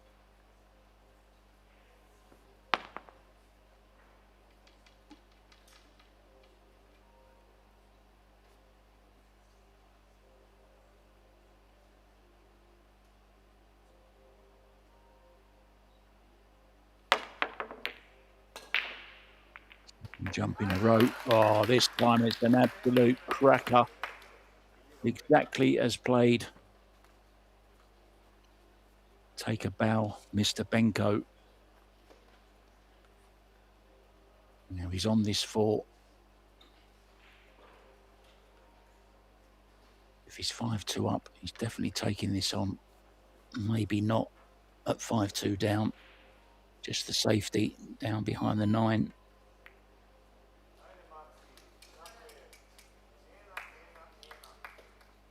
Well, won't be jumping this one, that's for sure. That's a really, really good shot from Max Benko. Just turned this rack completely around with that shot. Terrific jump on the 3.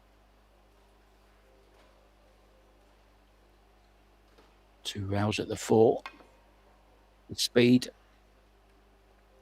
Having another go at it. Missed it twice, but it's still only 1 shot. Ball in hand. Who remembers the old days of the 2 shots and 1 carry? All that business. Took me till I was 40 years old to work out all the rules in all the different games. The rules would differ depending on which bar you walked into. Sometimes they would change during the game as well.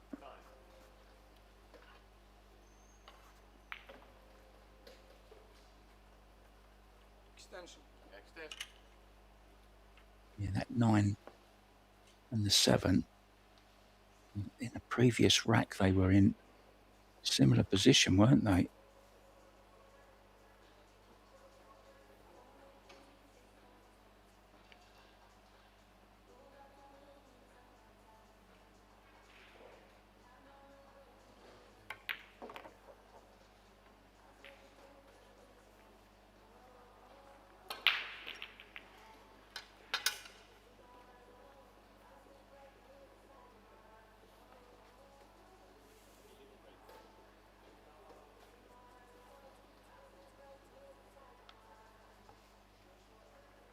In his own little world out there, isn't he? He's focused in the zone. Doesn't see anything apart from the balls and the pockets.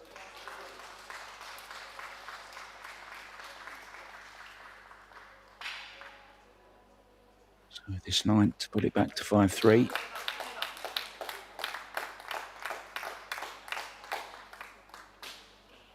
Sure, his mum will be in the audience. She travels to most places with him.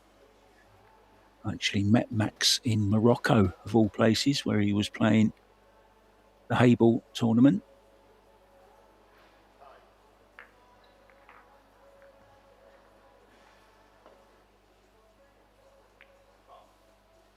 Pretty good Hayball player as well. Now then, we have another man on the hill. And we have a result as well. Mark Szabo through to the final once again. He's already won the 8 ball. He wants to add the 9 ball to that title, to the list.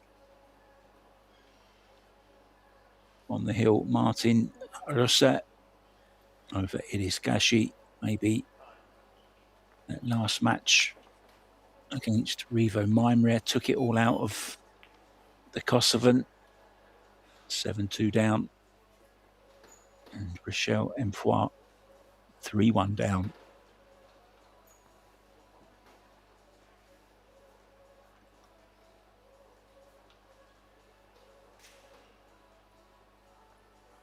Max needs a good break. He switched sides.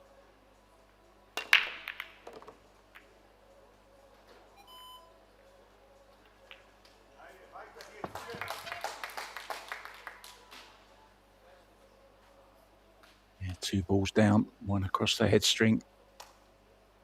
That makes 3. 5 ball.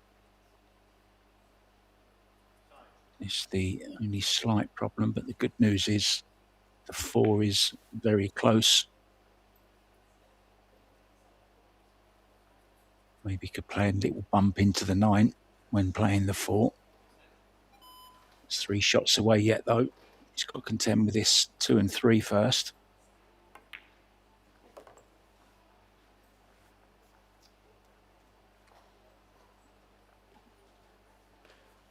And that's just about perfect.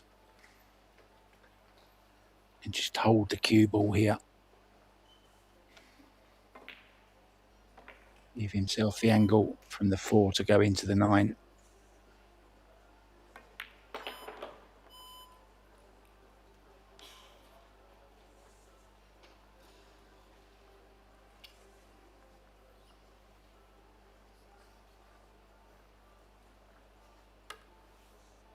Decided to draw it back, which is kind of giving him a little bit more angle, a little bit more difficult to control. Difficult for me to speak at the moment. I think I've got the wrong teeth in. Oh, he's messed up. Oh, Max.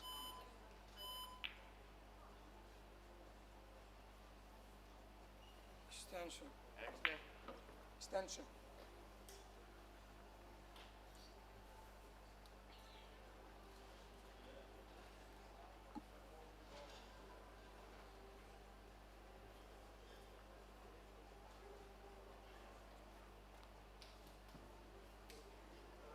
Wonder if he's got enough of this 5 ball. He can try and hold the cue ball in behind it. Send the 5 away. Just bounce the cue ball off the side rail slightly. Hold behind the 9.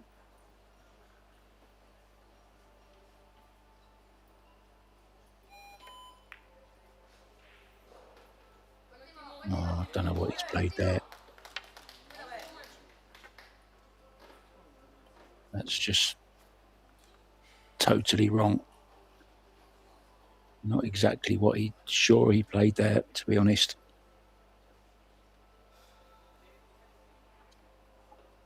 Clearly and rightly so upset with not getting himself on that 5 ball. It was always going to be the problem, though.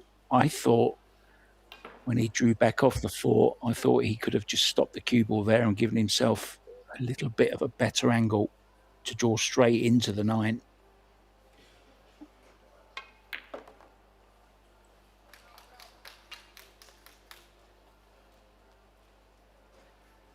Another impeccable positional shot there.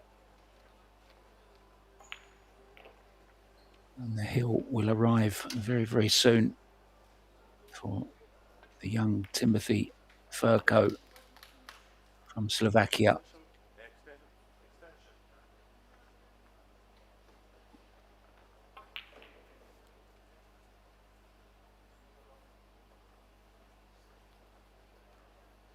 Just going on a little walkabout, doing a lap of honour already, look.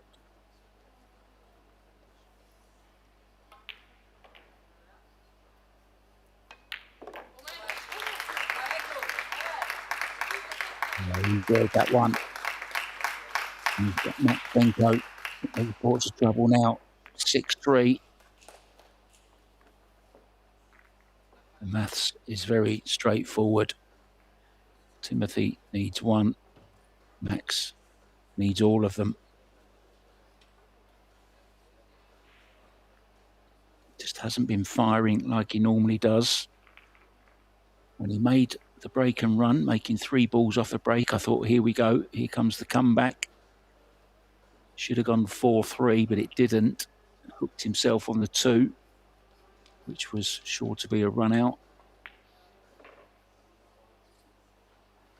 Instead of 4-3, it went 5-2. And then they shared the next 2, 6-3.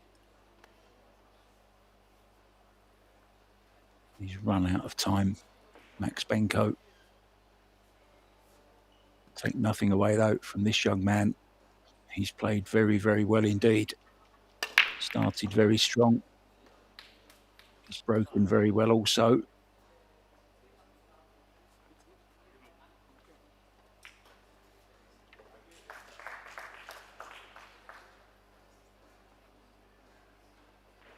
I just wonder what he might try here.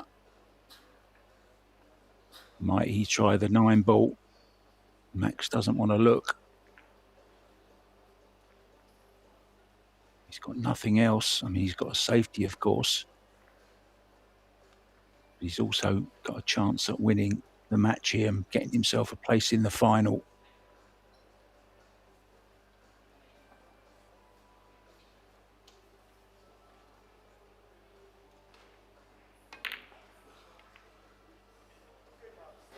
Didn't get close to it.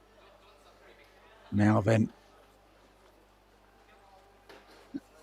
this has to go down as a good chance for Max.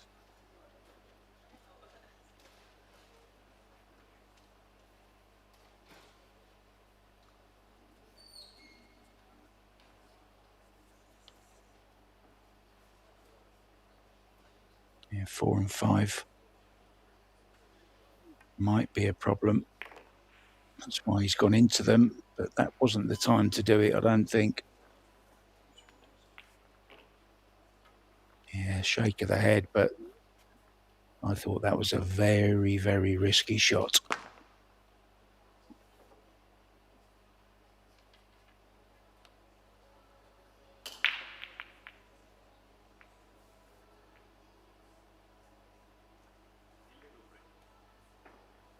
There's only ever one person wins a tournament of all the entries. Three bank once again. Oh, it's poked its nose out. It's unlucky. You can't always play your best pool. It doesn't matter what sport you play. You can never be at your best all the time.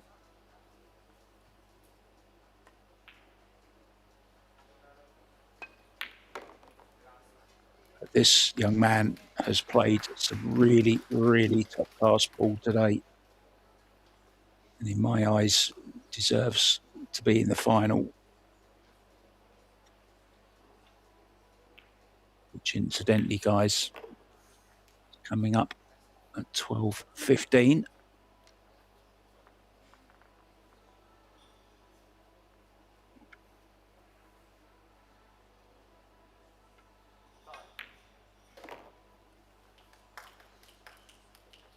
That's perfect.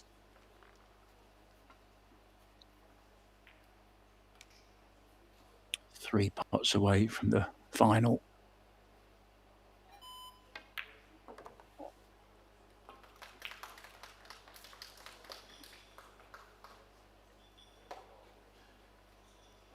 He's okay. Has a slight angle here, can power it in, stun off the side rail. And now this 9 ball.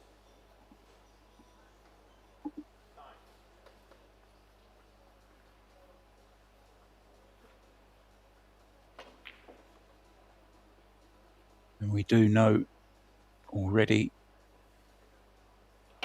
who he will play. Zarbo. And Timothy Furco in your final. That's coming up at 12:15 local time. A brilliant performance from the Slovakian. Max Benko just didn't really get going, did he, today? We all have those kind of days. Thank you so much for joining me. I'll see you for the final very, very soon. Bye for now.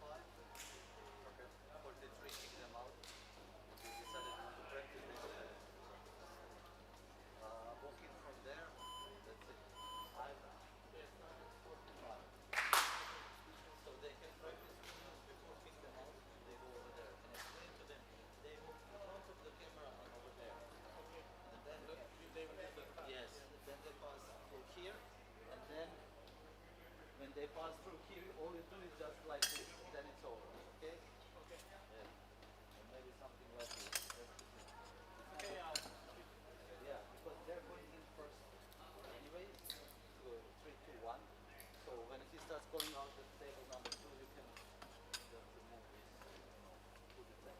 Okay. Yeah? Light is on, everything is on. No? Yeah. The lights, Janela will film the players, about everything you might have to see your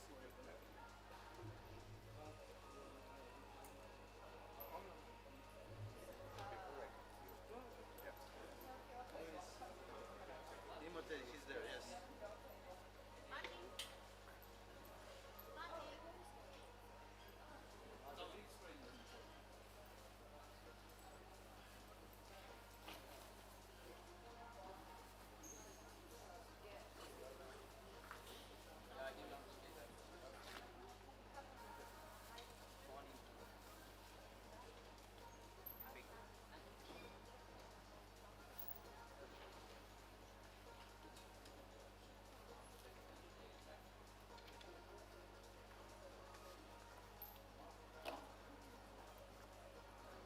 So, gentlemen, we will start at quarter to 1. So, 2 minutes before the time, I will ask you to go there. You already know this. I will confirm and disallow your calls for extension and push out. Either confirming, saying like push out or extension, or saying not allowed. Yeah, basically we already went through this, so yeah. Don't pick up balls unless you see me start doing that, and don't touch anything on the table, so don't have to listen to this stuff. When you are ready, when you have taken everything out of cue cases, please put them there. Other than that,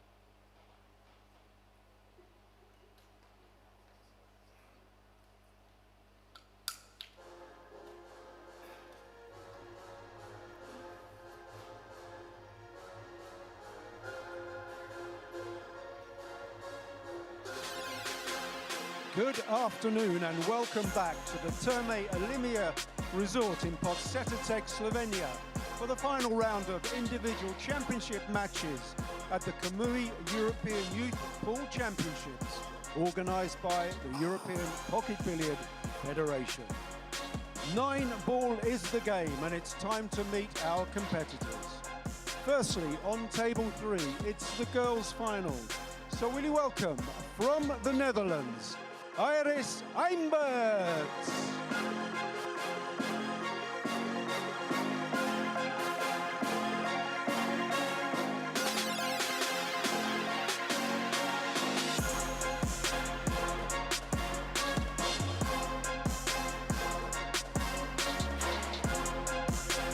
And will you welcome, from Poland, Julia Sabała.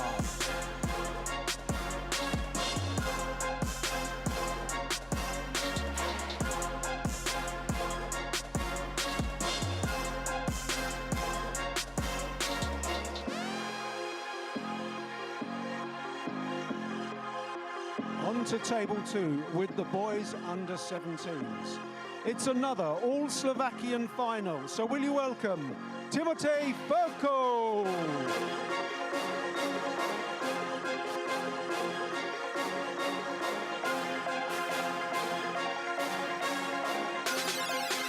And his opponent, let's hear it for Mark Zabo.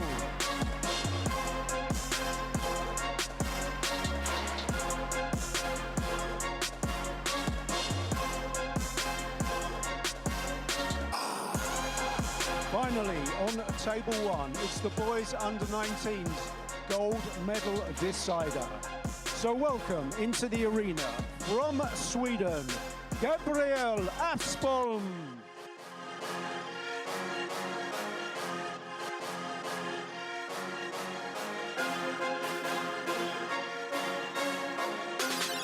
And his opponent from Germany, let's hear it for Martin Rosa.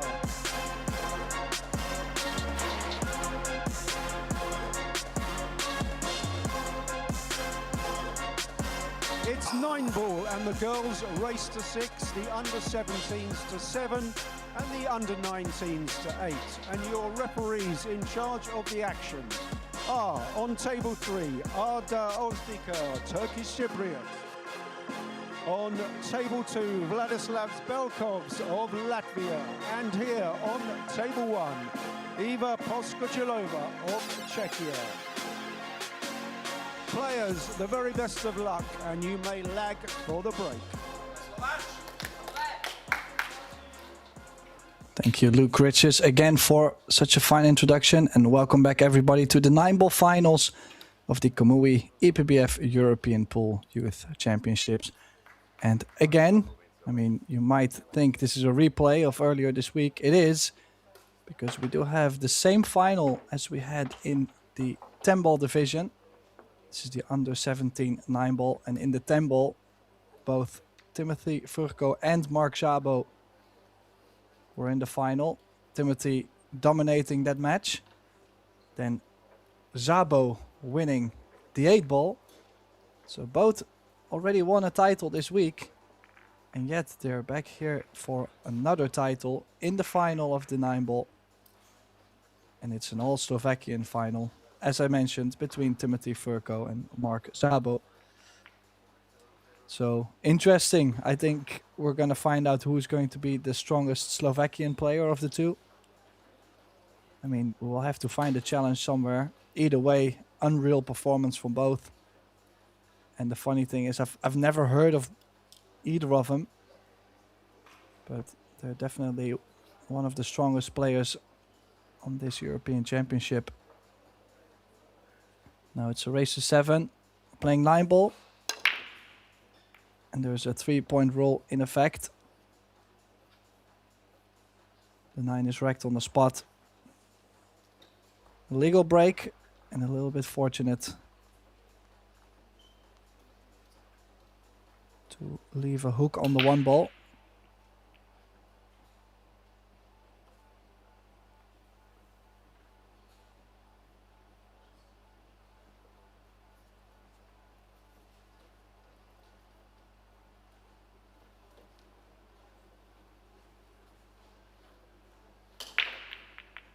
Doesn't have to kick at this. I mean, sure he can.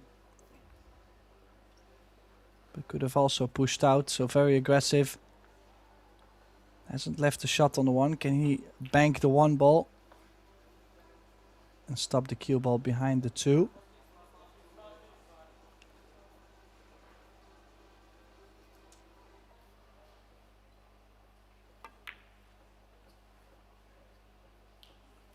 Yeah, I like this. Good choice.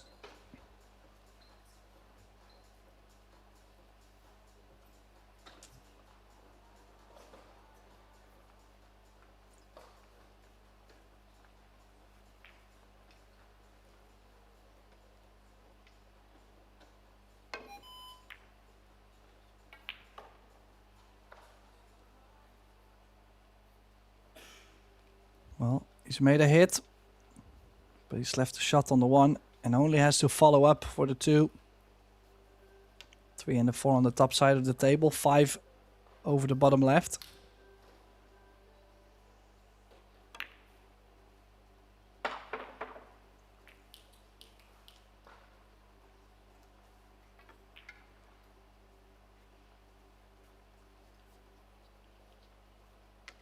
As you can see, the 8 ball does not go to the bottom left corner.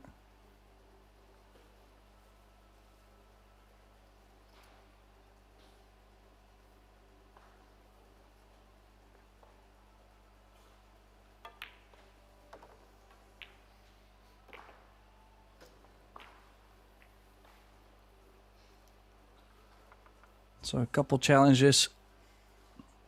As I mentioned, the 8 will have to be played into the right middle.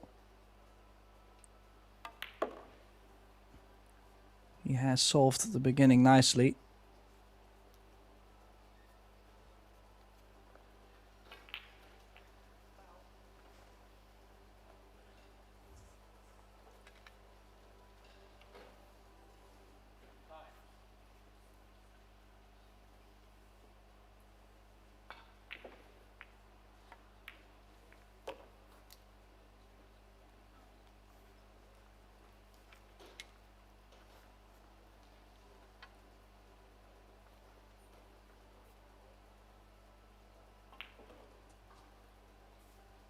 Well, indeed, just gotta track the cue ball. Top left spin in between the 6 and the 8.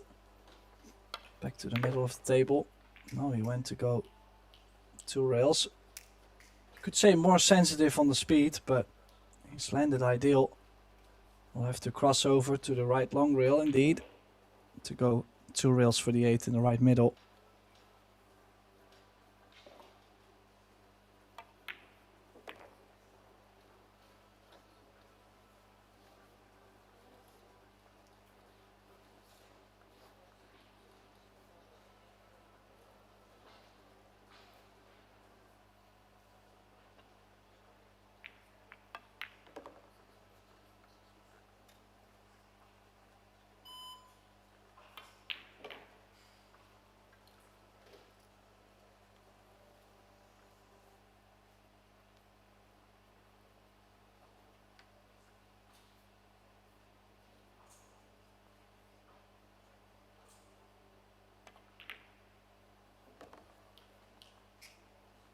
Yeah, after a good safety, does get an open shot on the one and the perfect run out, you could say.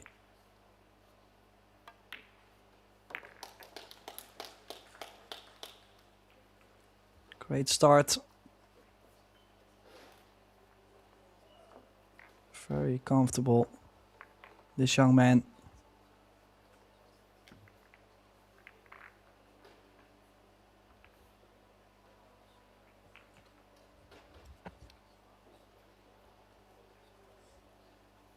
So the opening rack has been taken by Mark Zabo. Like I said, we're going to find out who's the best player between the two of them. Of course, one match doesn't say much, but they are quite equal on this European Championship. I could check to see if maybe one of them got deeper into the straight pool, but the European Championship is the ultimate test. to see how steady you are as a player. No, both having won one title. Maybe Mark with 2 medals, a bit stronger, who knows. Difficult to say. Good break.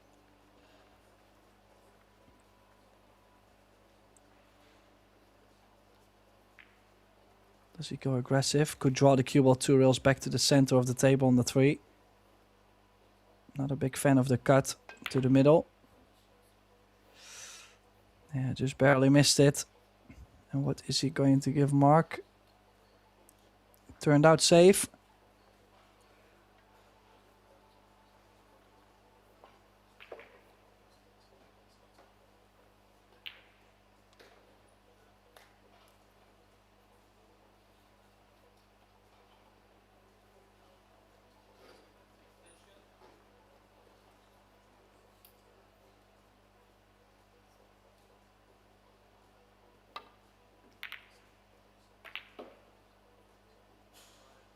Oh.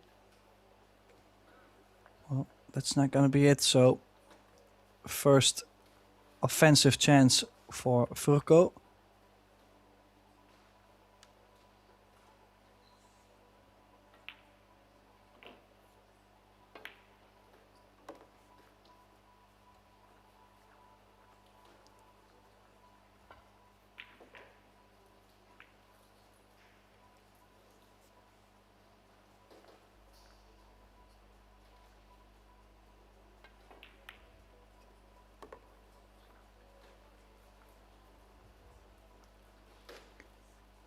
So now the 7 ball quite much in the way. That's why he's going to draw around the 7-2 rails. You could see how he tapped actually the top short rail and where he was going to land. It stopped right on the dot.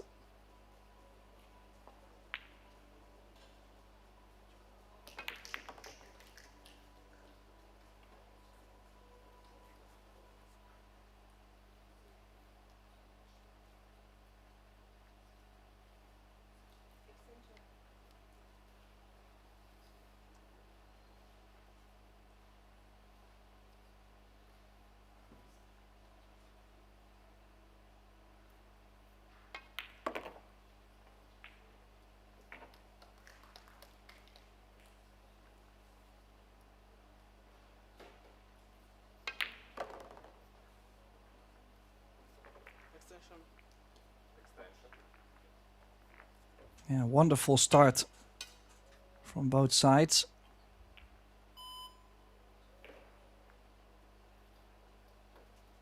This 9 to make this 1 each. Quickest match from all 3 finals. Both of these young, well, they're under 17, you could say boys, but both these young players very speedy, but yet I like how precise they are thinking. Like the shot he played, the positional shot on the 6 ball. He mapped it out, dropped down and swung like real fast after each other. In the under 19 division, we have Gabriel Aspholm from Sweden up against Martin Takeshi Reuser from Germany. Score 1-0 for Aspholm. And table 3, we have Iris Eimberts from the Netherlands up against Julia Alexandra Kabala. Score 1-0 for Kabala. Also Aspholm going up 2-0. I mean, little difference, of course. It's longer races. A bit thin, honestly, on the break. Still manages to make 2 balls and passing the 3-point rule. But cutting the 2 ball in. I'm not sure if you can actually get on the 3 ball besides going 4 rails. Short rail, right long rail, left long rail, and the bottom short rail. I'm just not sure. Is it worth the risk to take it on.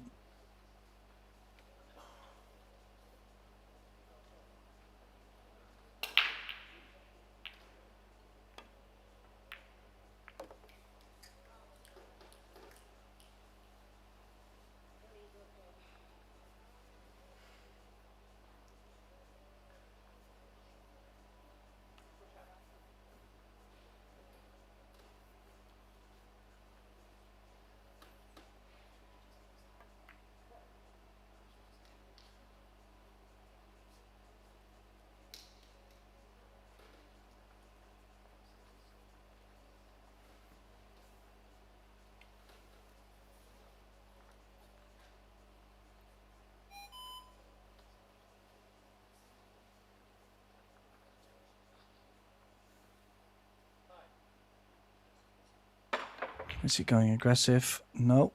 No bank. Wants to have the 5 and the 9 in between. No. This will be quite alright to hit one rail. Try to catch the right side. You could even have the 5 and the 9 come in between.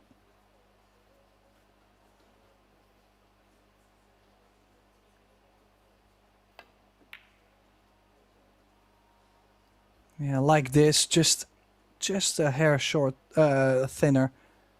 Or shorter, it depends. Like the 3 ball was going to be shorter and the cue ball was going to be a bit lower under the 5-9. Does the 5 go to the bottom left?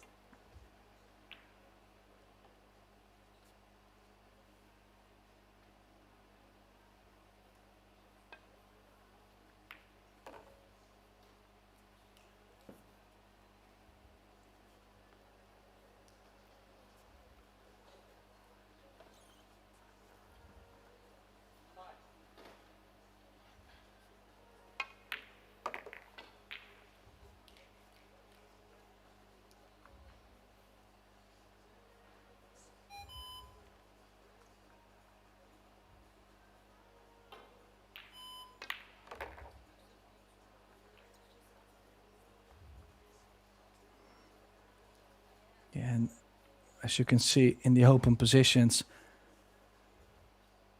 they're still doing the aiming, trying to align themselves. But they don't need much more time on the shot itself.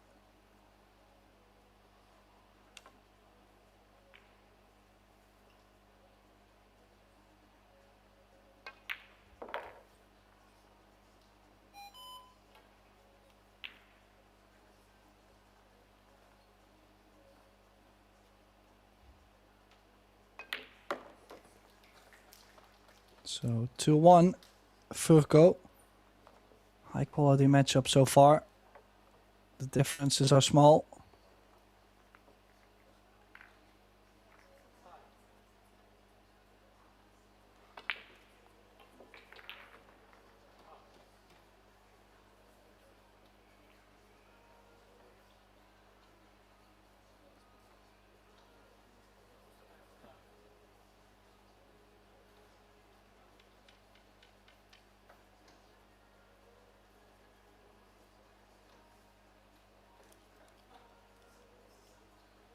Yeah, this being the ultimate round of the individual play at the European Championship for this year. To have the semifinals and the final coming up after this. Scheduled for 2:15 and 4:15.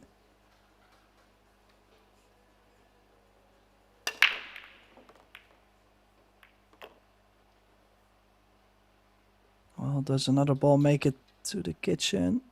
Did the 6 ball get far enough? I think it did. Yeah, just enough. Look at the shape on the 2. These kind of layouts, they are a must run out if you want to be a European champion.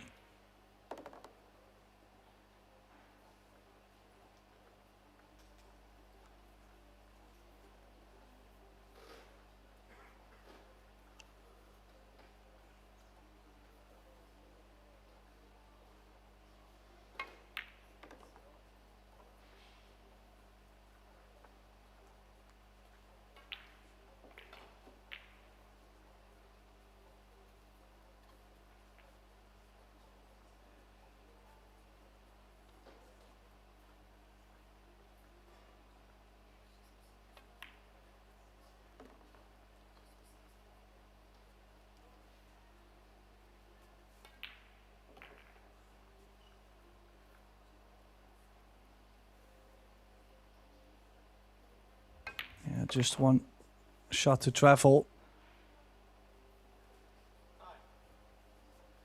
Yeah, like I said, both are playing some strong 9-ball. Okay, he did get a little straighter on the 7.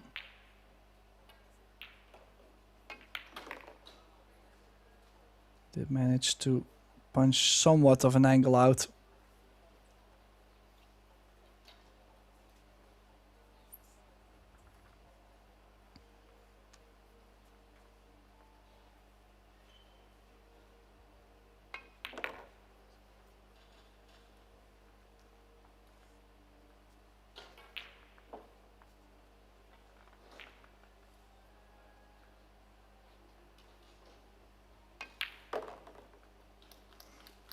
Oh, wasn't the prettiest cueing. You could see a bit of spin on the cue ball on the straight in 9. But he does increase his lead to 3-1 with a break and run. And early on, Szabo taking a timeout. Did take the first rack to lose the next 3. And he feels like he wants to change the momentum. I have a feeling maybe Furko taking a timeout too. Not sure. Maybe he's just getting a bit more water. Who knows? Let's have a little look at table 1.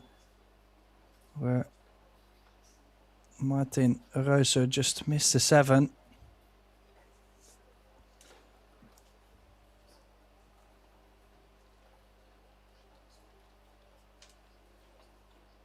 In the background we do see Kabbalah at the table.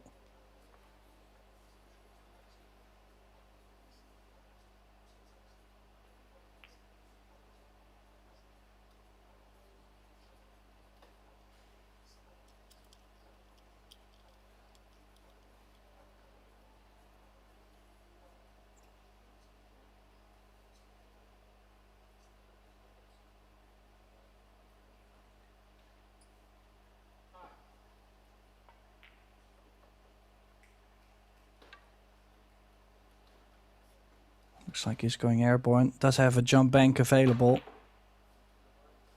No. Distance, yes.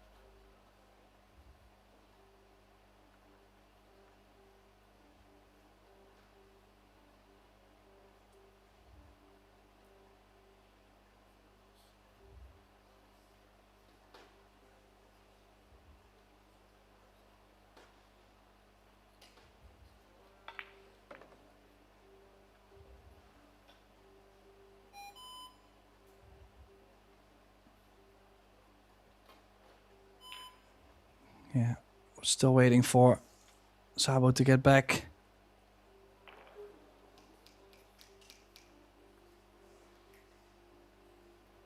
Furko just going for a cup of water, I assume. So we'll have to wait, well, at most 2 minutes and 20 seconds, but most of the players actually not taking as much time.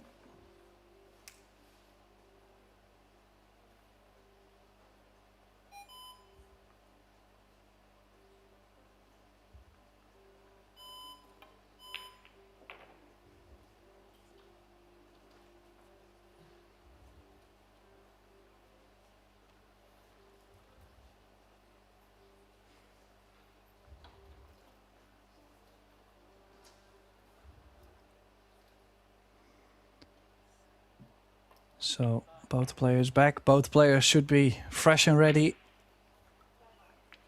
I like that color. PK rush from Szabo. Is that maybe a new one? I don't know. I've not seen it before. Anyways, Szabo to break the balls. This time not successful.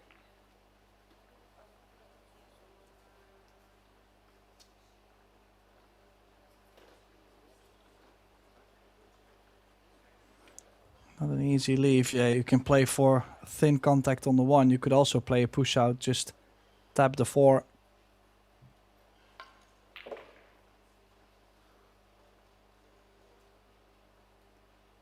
Or even bringing the cue ball a bit closer. I mean, don't give yourself a shot you can sell out on.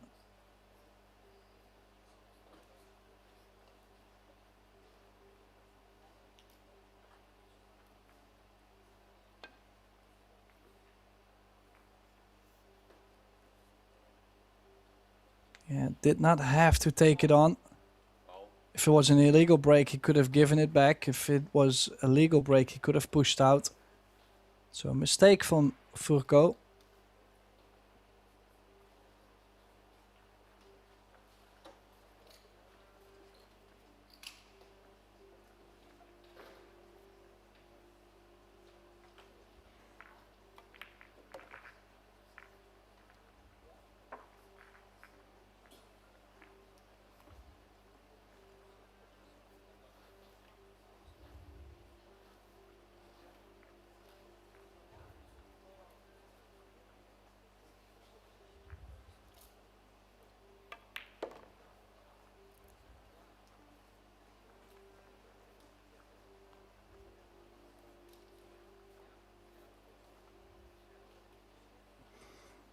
So now, can he get himself straight enough on the 4? Could go 2 rails.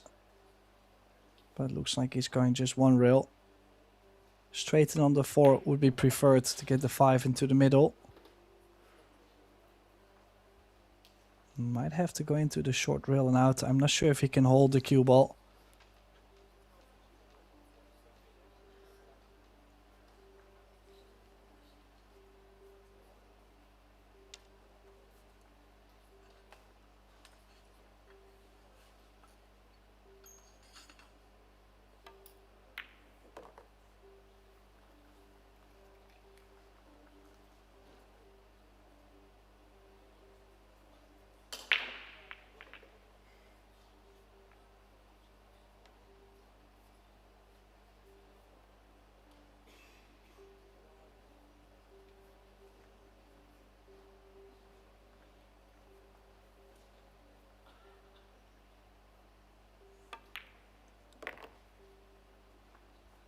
Yeah, both players seem to be playing well. I mean, one safety battle lost by Mark.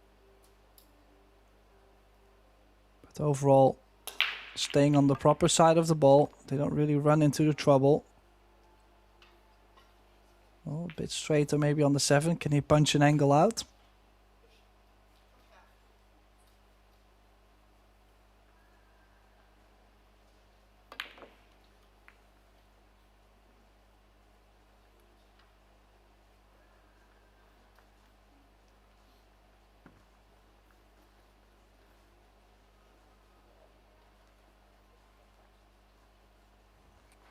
Yeah, I should not have said anything, I guess. Both of them were playing well till this point. No missed balls, at least.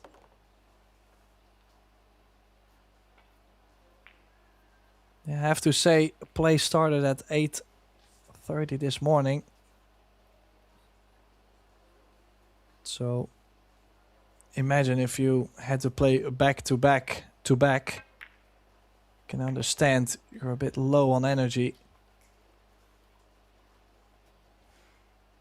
Although the day is not going to get much shorter for these two young players, because they will be playing the semi-final of the teams under 17 as well against Norway at 2:15. So that's in approximately an hour. We all know the saying, no sleep for the wicked.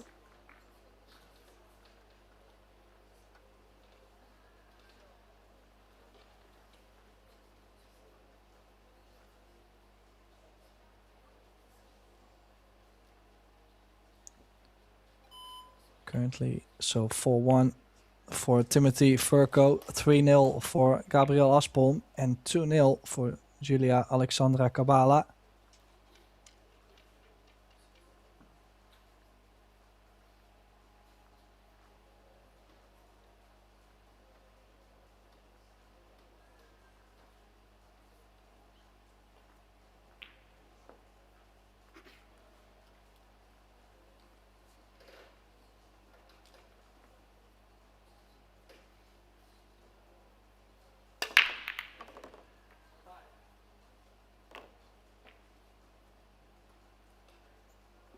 Well, easy to get past the 3-point rule if you make 3 balls on the break. Doesn't have much on the 2. He's telling us exactly what he's gonna do. Put the 2 under the 4, the cue ball 1 rail above the 6.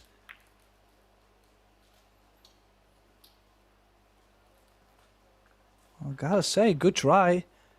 Just slightly too full on the 2. That's the reason why the cue ball is, well, let's say half a ball short. Nonetheless, it's a safety. It's not bad. It's just not exactly what he wanted to have. And of course, as a player, you have to go for the absolute best. You cannot just be happy with this kind of shot.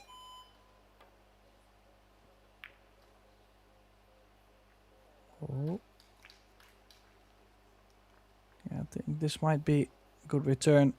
Is there a window maybe thin on the 2? Don't think so. I have to say also I like how... Well, I'm not going to say they're nice to each other, but you know, you can feel they are a team. You can feel they might have played each other many times or have sparred many times. I feel like there's a lot of sportsmanship between the 2 of them. Oh, and he's caught a big roll there to land behind the 6. I didn't like going over the bottom short rail because you push the 2 in the open area. And he's found cover behind the only ball that he could find some luck behind. So, yeah, Mark either kick over the top short rail, bring the 2 down, or over the long rail and kick it firm. Well, also, I mean, nothing wrong with this at all.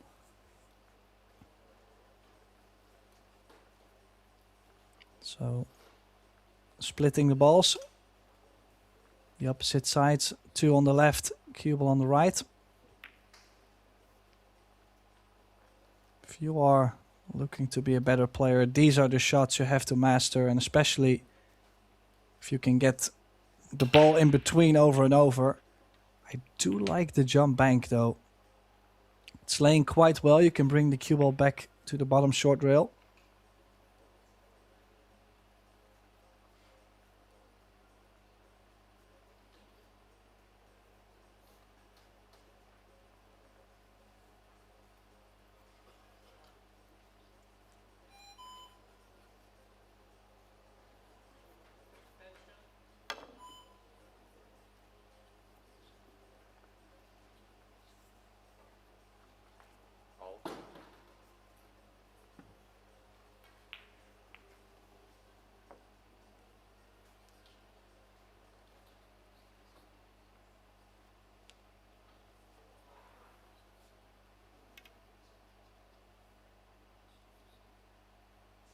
Yeah, currently just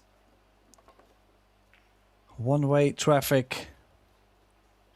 Furco showing us how comfortable he can get.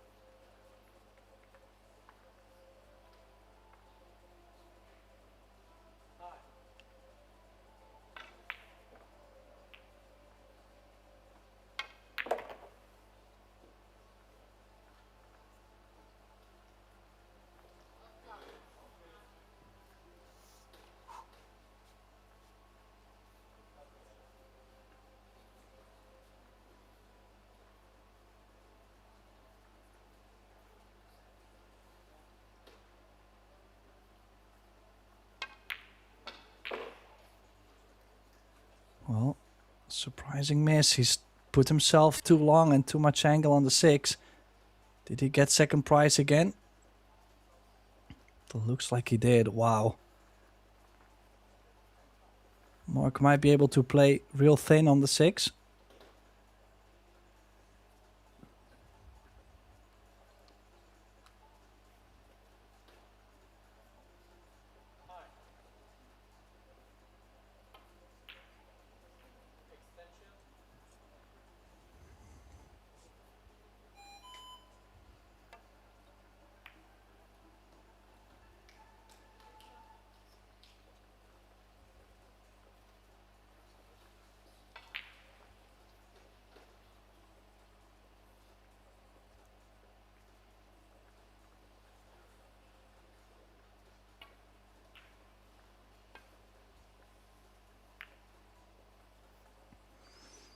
Oh, this base.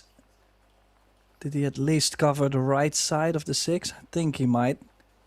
That's the main thing. Sure, you would want to cover the left side too, but this is already a tricky one.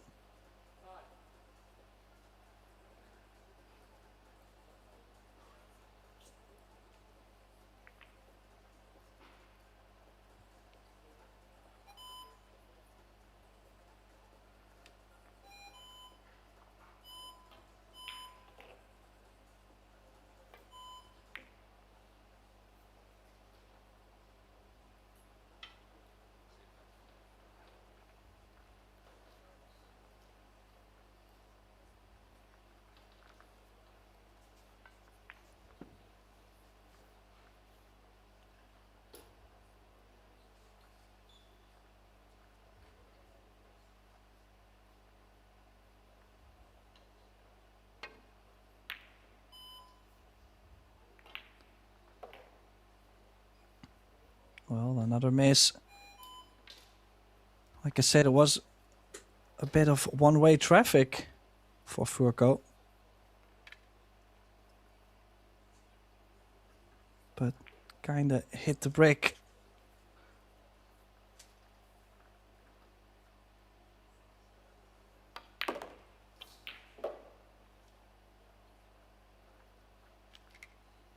Of course, would be a lot better for this final if Sabo wins this one, possibly the next one.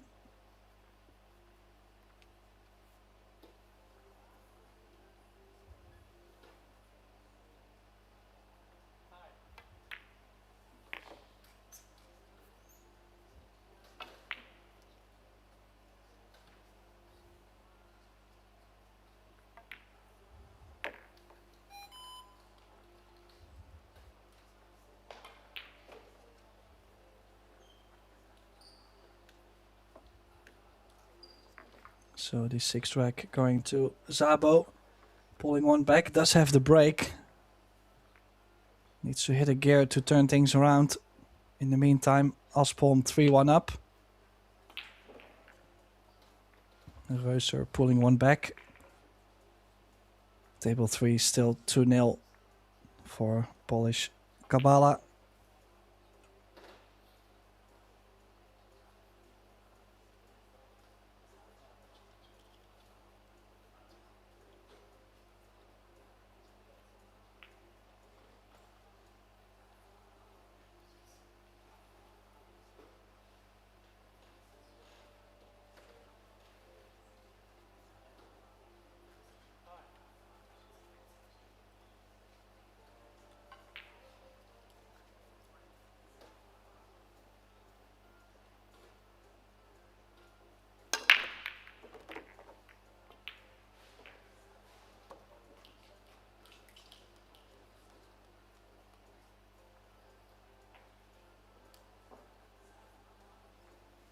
Well, look at this.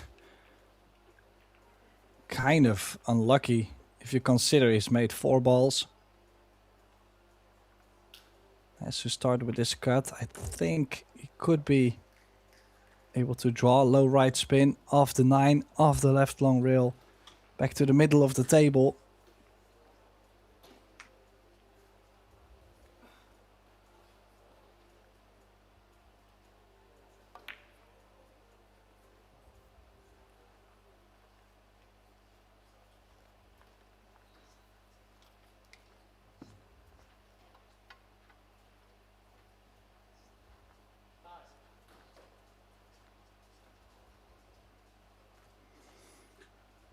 Yeah, not necessarily a safety. One stop shot on the 2 gives you the 3 into the middle.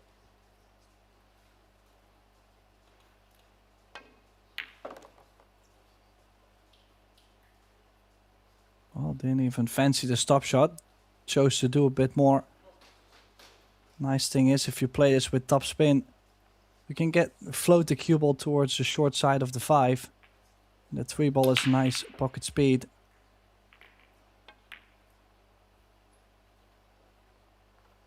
But he's missed the 3. Any luck? Yeah, again, fortunate behind the 9.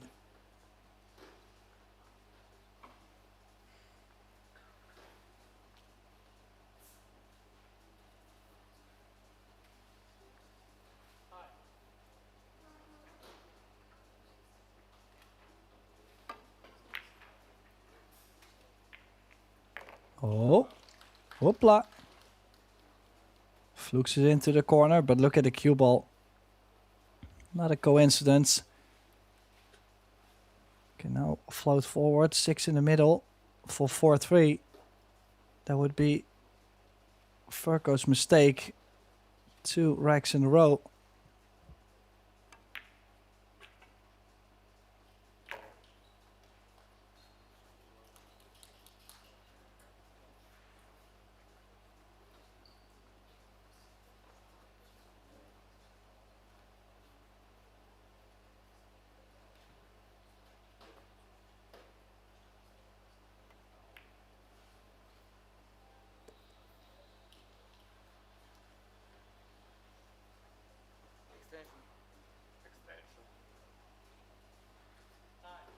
So this 9 for 4-3, and we have a match again.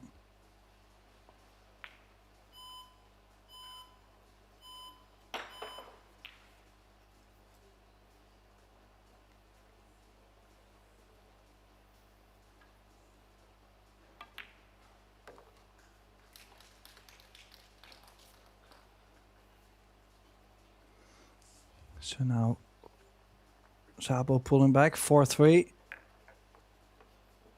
Furco does have the break. But looks like now Furco is going to take his timeout. Trying to kill the momentum. I mean, they come in waves. Come and goes. And well, you got to know when to put the brakes on them.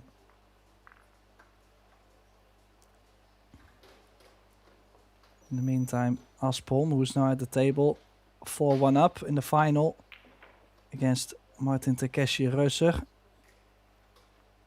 In the background you can see some orange. Here is Eimberts on the 9 to pull one back because she's down 2-0 against Julia Alexandra Kabala.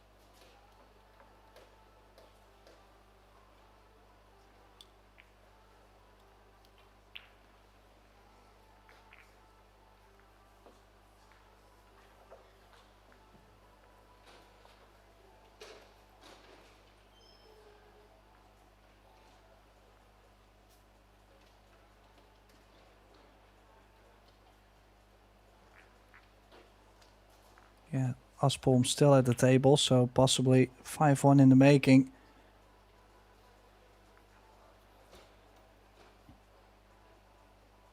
Honestly, I would have to go back into time. I would have to go into the archives to find out if Reuser has played a final before, maybe in the under 17. But maybe the pressure just a bit too high now from the beginning. And just not really having a chance to settle down. It's a possibility.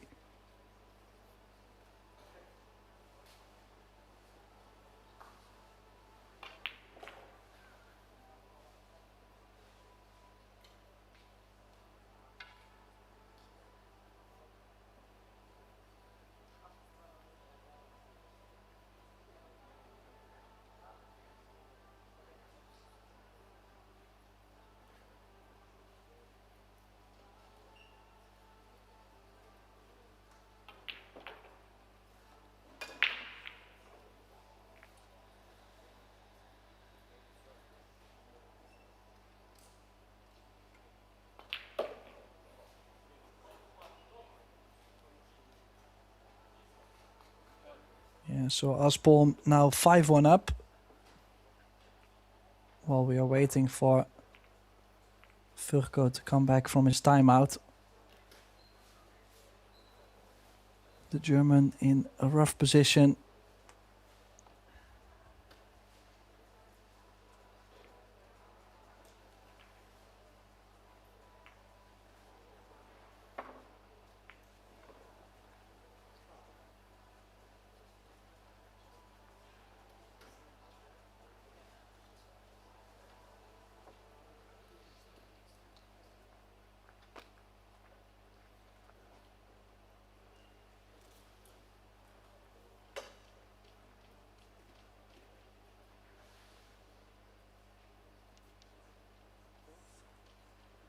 And we are back here on table 2. This is the final of the under 17 9-ball division.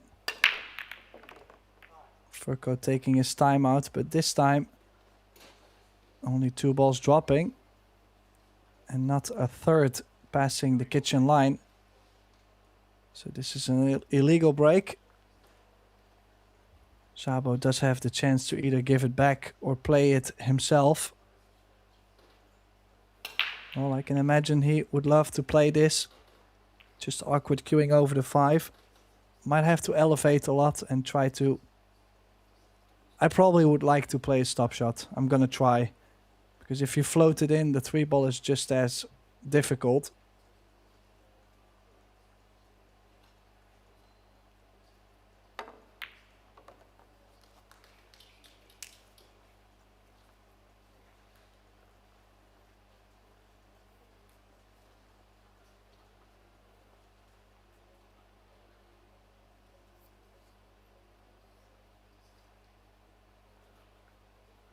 Yeah, just gotta play with the proper amount of left spin to go around the 8 ball. Back to the middle of the table. Oh, he's overcut this. Does he get... Well, he might get the hook behind the 4. Second prize. The momentum has changed his way. This has happened a couple times to Furko. Of course, the skill beats the luck. So if he kicks this in, of course there is no momentum that can stop him. Wow. Does he get on the 4? He kicks it in and he does get the shape on the 4. What a brilliant shot. Okay, Szabo should have made the 3. He made a good shot on the 2.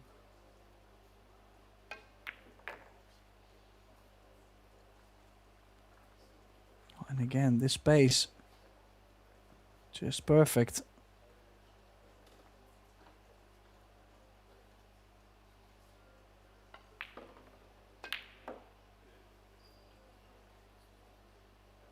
And why did he play that with so much pace? I think it's just unbelievable. Could have only just dropped it in and he played it full stroke.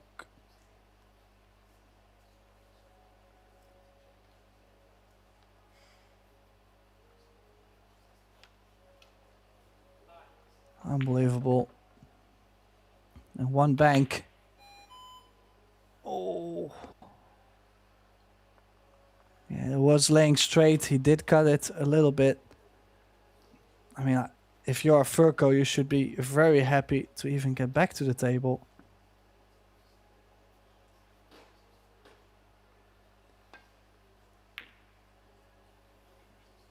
And this is a very mature shot. He's played this really well. Okay, maybe he's left a real slim edge, but when I was their age, I didn't even know about the existence of this shot. So just to give you an example of how quick these kids learn and how fast all the knowledge is going all over the internet.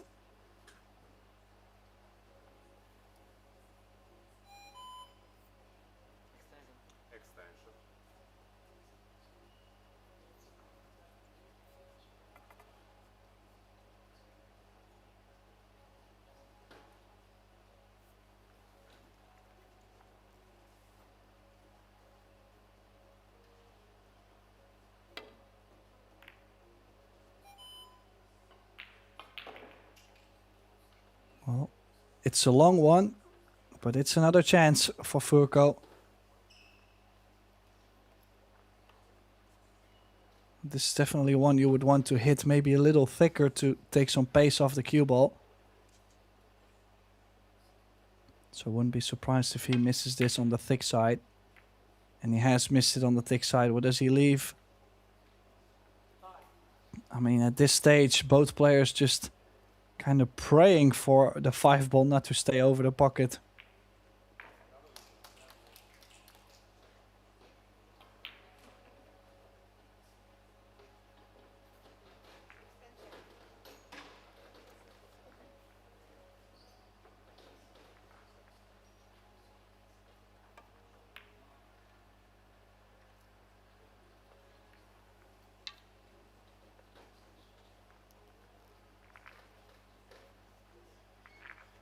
Now, could cut the 5 to the right long rail. Cue ball 2 rails under the 6-8. Just got to be careful. There's always a scratch to the bottom right. That's why he's going around the 6-8. Okay, I like this. He's only... I was going to say, he's only pushed the 5 in front of the 9. You never know. I've met these type of players that, you know, they just ride the 9. They don't care. He is actually looking at the 5-9.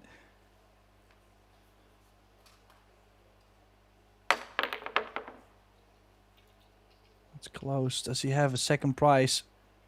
Well, again, the 5 ball not in a horrible position.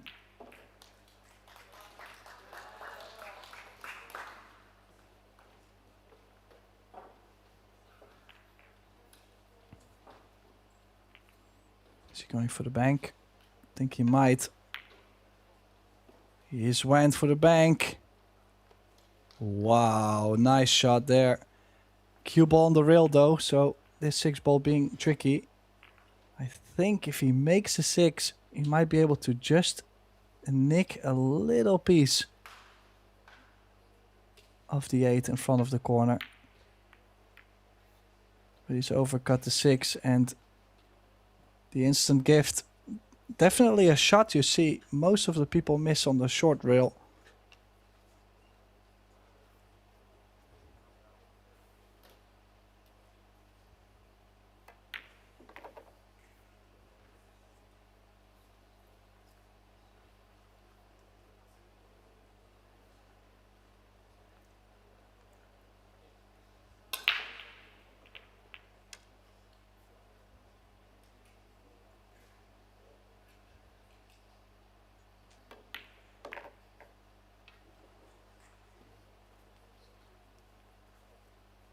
And that means, I mean, for a second I thought Timothy Furco was going to run away with this match very early on. Was supposed to make 5-1.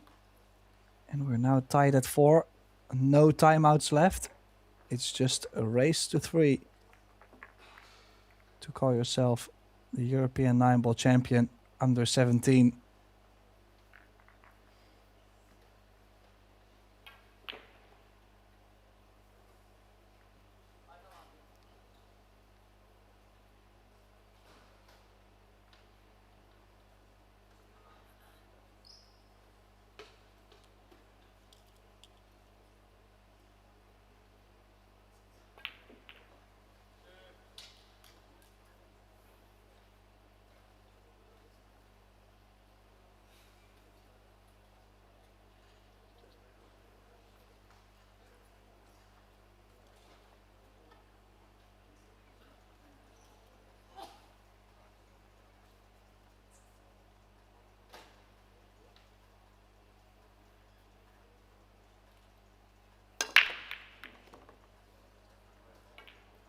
Oh, this break, great break, 2 balls in. Look at the cue ball, center of the table, nice control.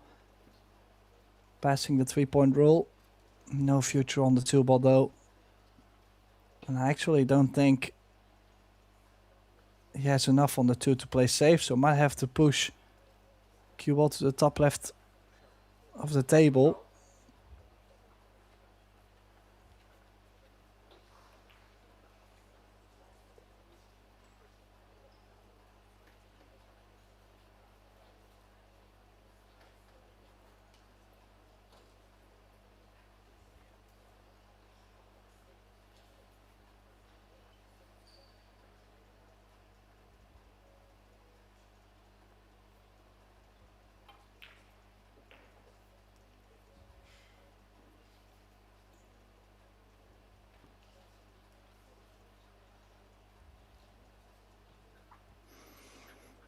Yeah, has the option to give it back, of course. I mean, could play to hit the 2-ball real thin and bring the cue ball all the way back up. Could also go very aggressive, 2-5. This 2-ball's going to leak. Yeah, it was a difficult position to be in, but also after the break already.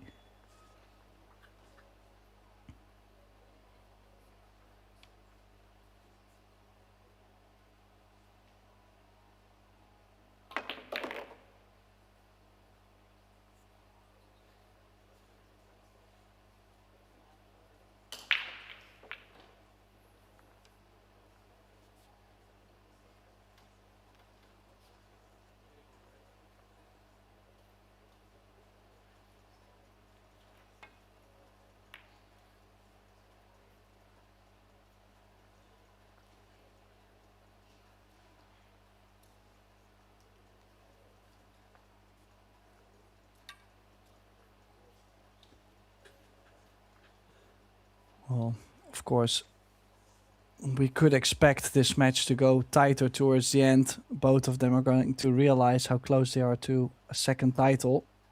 The pressure is always going to be there.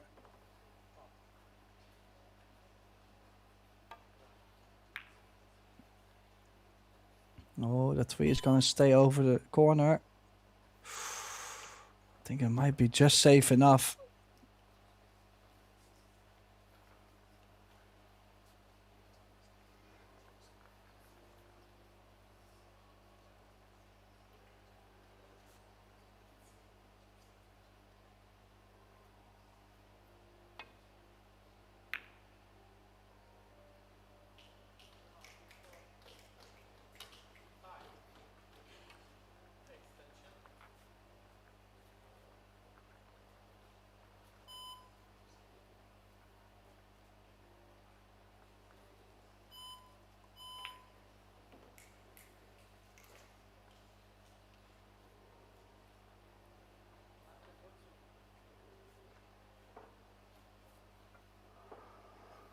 Oh, this is quite a trap.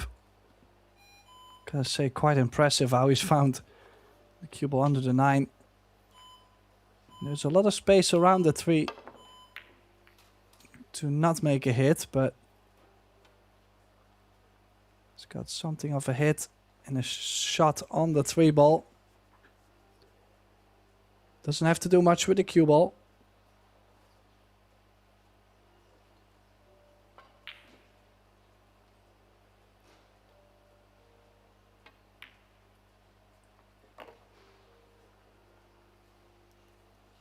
Of course, it sounds easy. I said, just make the 3 ball. He's already missed a couple opportunities, so just pocketing the balls at the moment could be already quite nervy.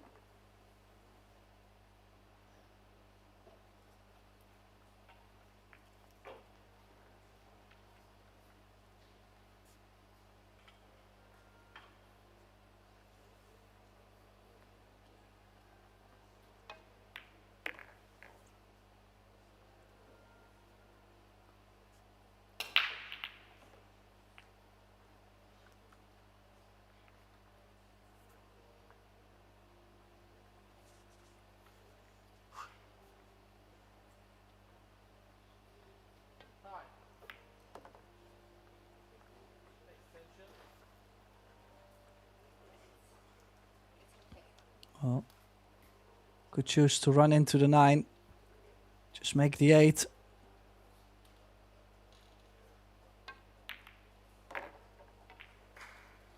Yeah, good shot there. Imagine it was 4-1 up. Lost the last 3 racks.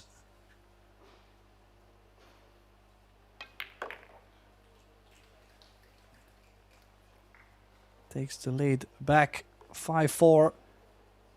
But this is now a true battle. No breaker runs, no easy run outs.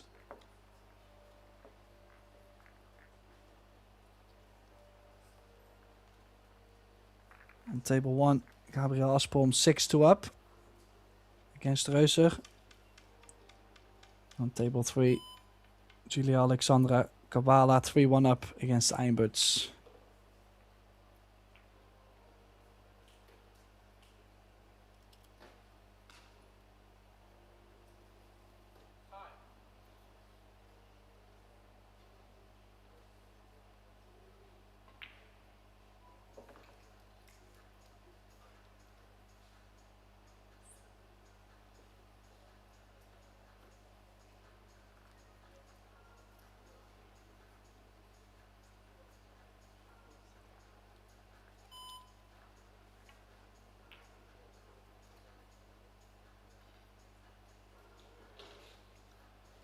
So now Furco with the advantage. Another good break, 2 balls in. Cue ball could have been a little closer to the 2, but got kissed up table by the 6. Yeah, you would almost say, yeah, I was gonna say, you would almost say let's go for the 9, because the 4 is blocked by the 5. And he also looked like, even if I miss it, the 2 might go into the top left, or the bottom left in this view. Very aggressive play. And a stop shot safety behind the 7 for Mark, or roll up 1 rail. Stop shot might be too close to hit the 7.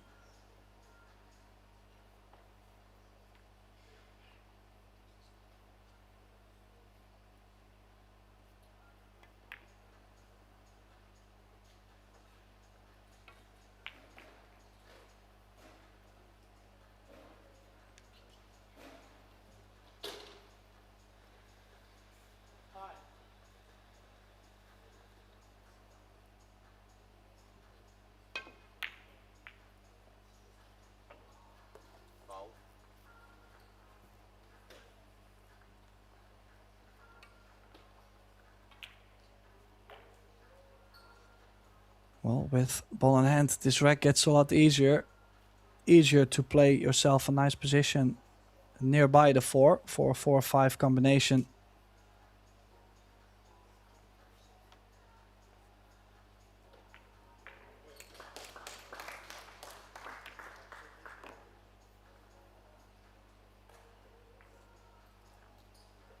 No, he chose to go to the short side.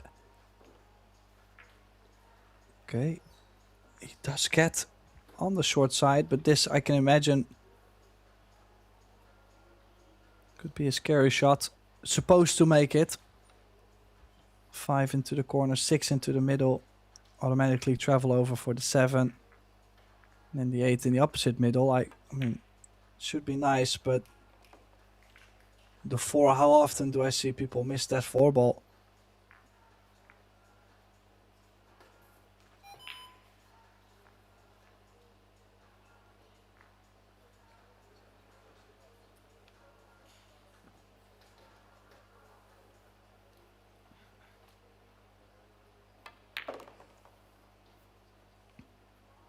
A little straighter on the 6. Could have done with top left spin 2 rails, just to give himself a little bit more angle.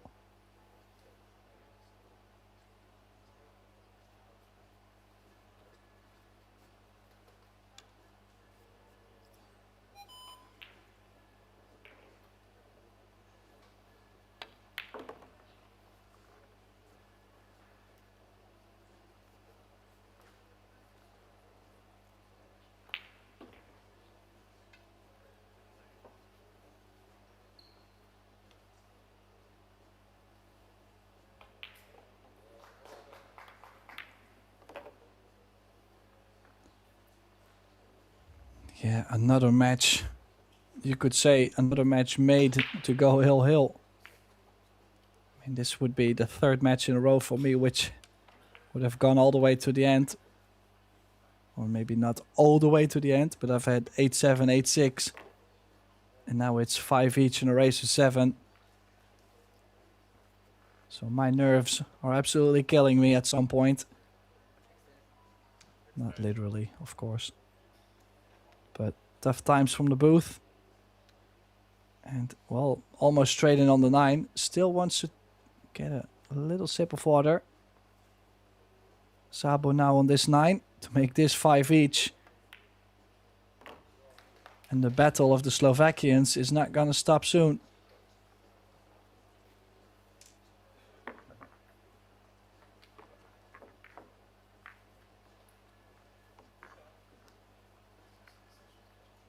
Yeah, Gabriel Aspelm now 7-2 up against Martin Takeshi Reuser.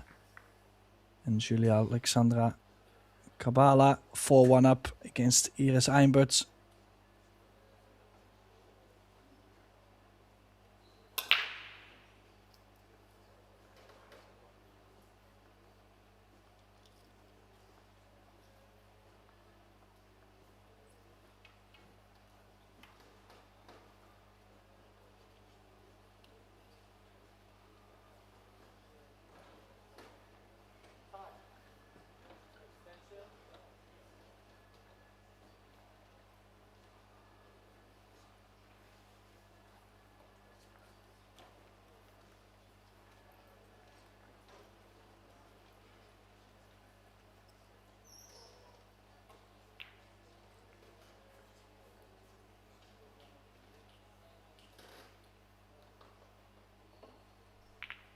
So 5 each.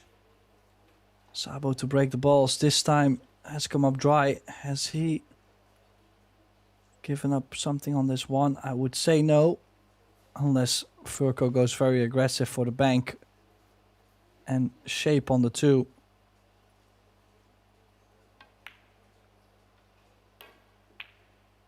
No, has played the safe. This might not be well enough. This is one for the Predator Air Rush, I feel.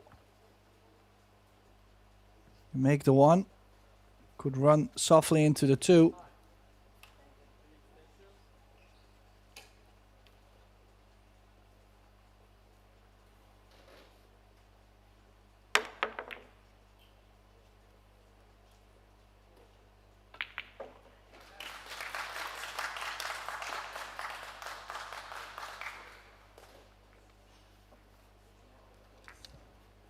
Horrible leave on this 1 ball. Could try actually to bring the cue ball under the 4-8. Play the 1 into the side pocket point. But he decided to give himself a bigger cut. There's no future with the 4 and the 8 either.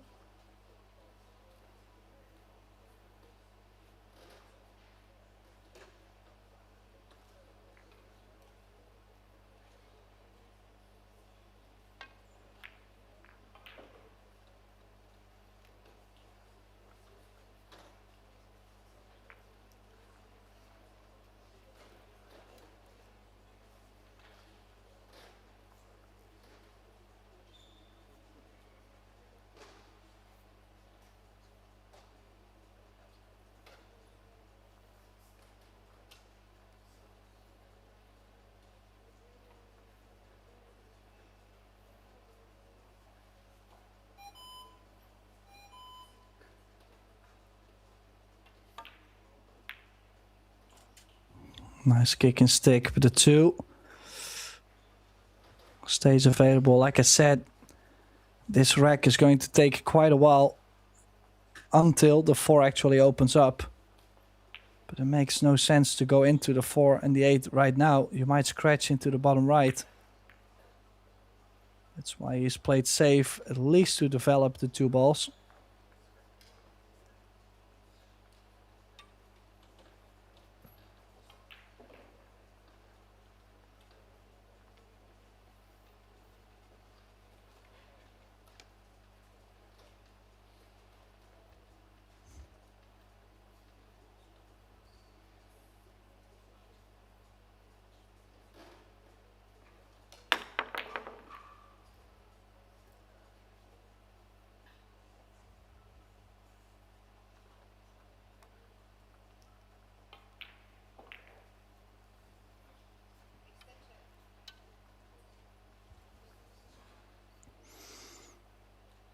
Wow, what a leave. I mean, just brutal. Can he play the double kiss and still make the 2 into the corner? No. Just managed to not double kiss and get a safety. And I mean, it's It's a good shot.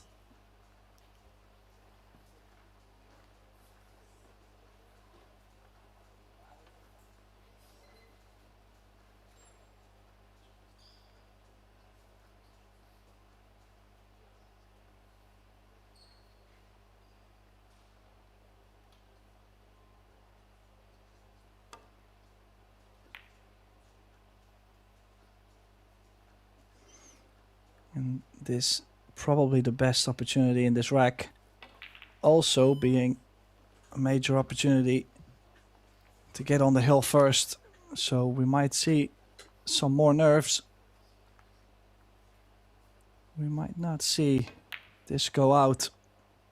Let's see. Key shot coming up, straight draw. And you need angle on the 4 to get back up table for the 5. You need angle. And also the cue ball on the rail. This is not ideal. I was looking at bringing the cue ball very high. That means you will have to elevate. Stun follow. Oh, and already this 5 ball. This is tough.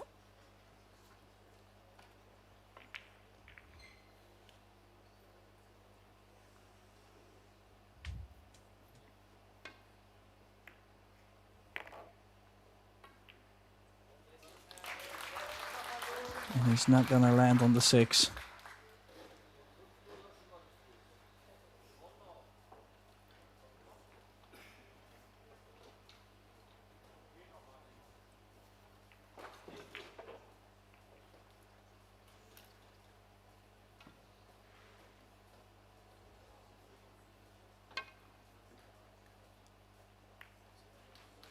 Oh, great hit.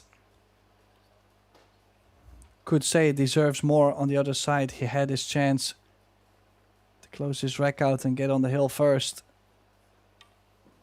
Okay, maybe a little messy for Mark, but then still could always be to the on the 7 on the top left corner.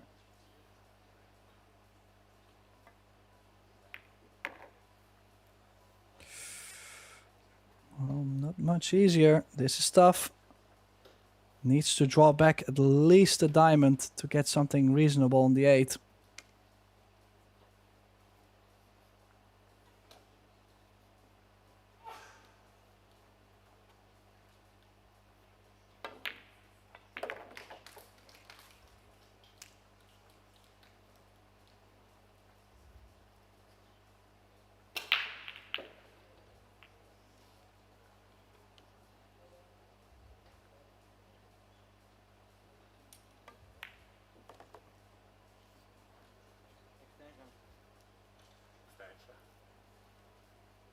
This cue ball on the rail, this 9 ball to get on the hill first. He was down 4-1, could put himself 6-5 up front, guaranteeing himself 1 break to possibly close it out.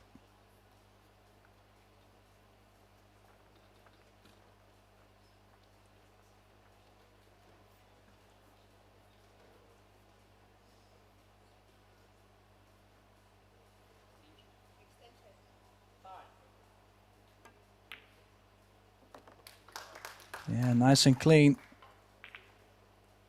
6-5 now, Mark Szabo. Furco under pressure. Did have the ideal opportunity.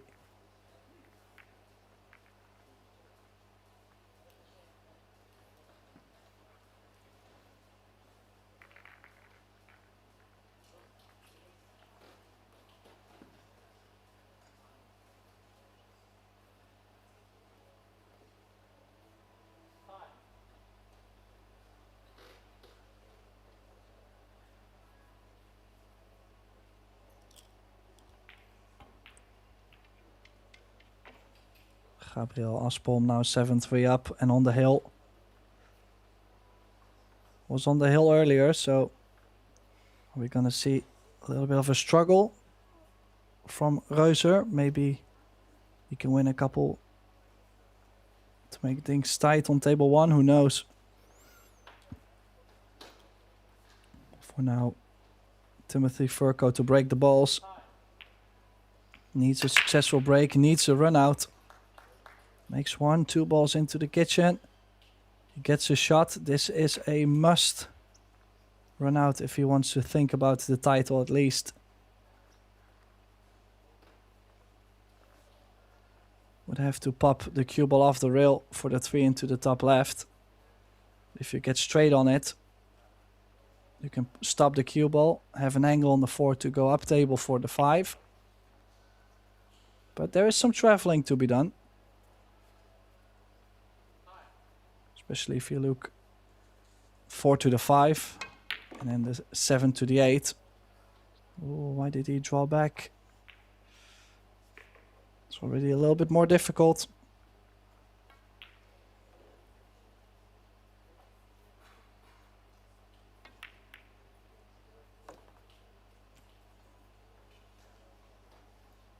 Well, does he at least have the angle on the 4? Yeah, he still has the angle to draw to the right side of the 5, so a bit messier.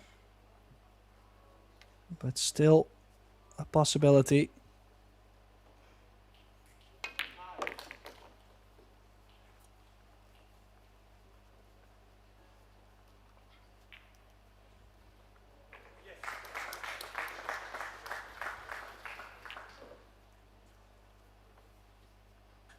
So back to the center of the table. Then would like to be on the short rail indeed.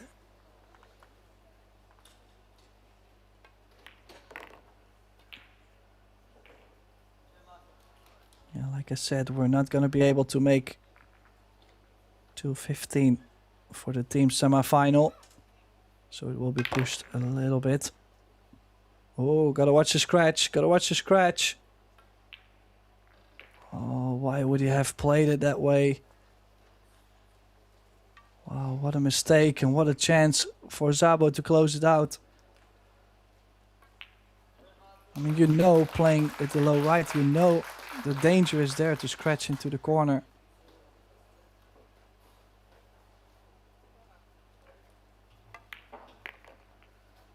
Two-rail shape for the 9, and this for his second title this week. Mark Szabo from Slovakia.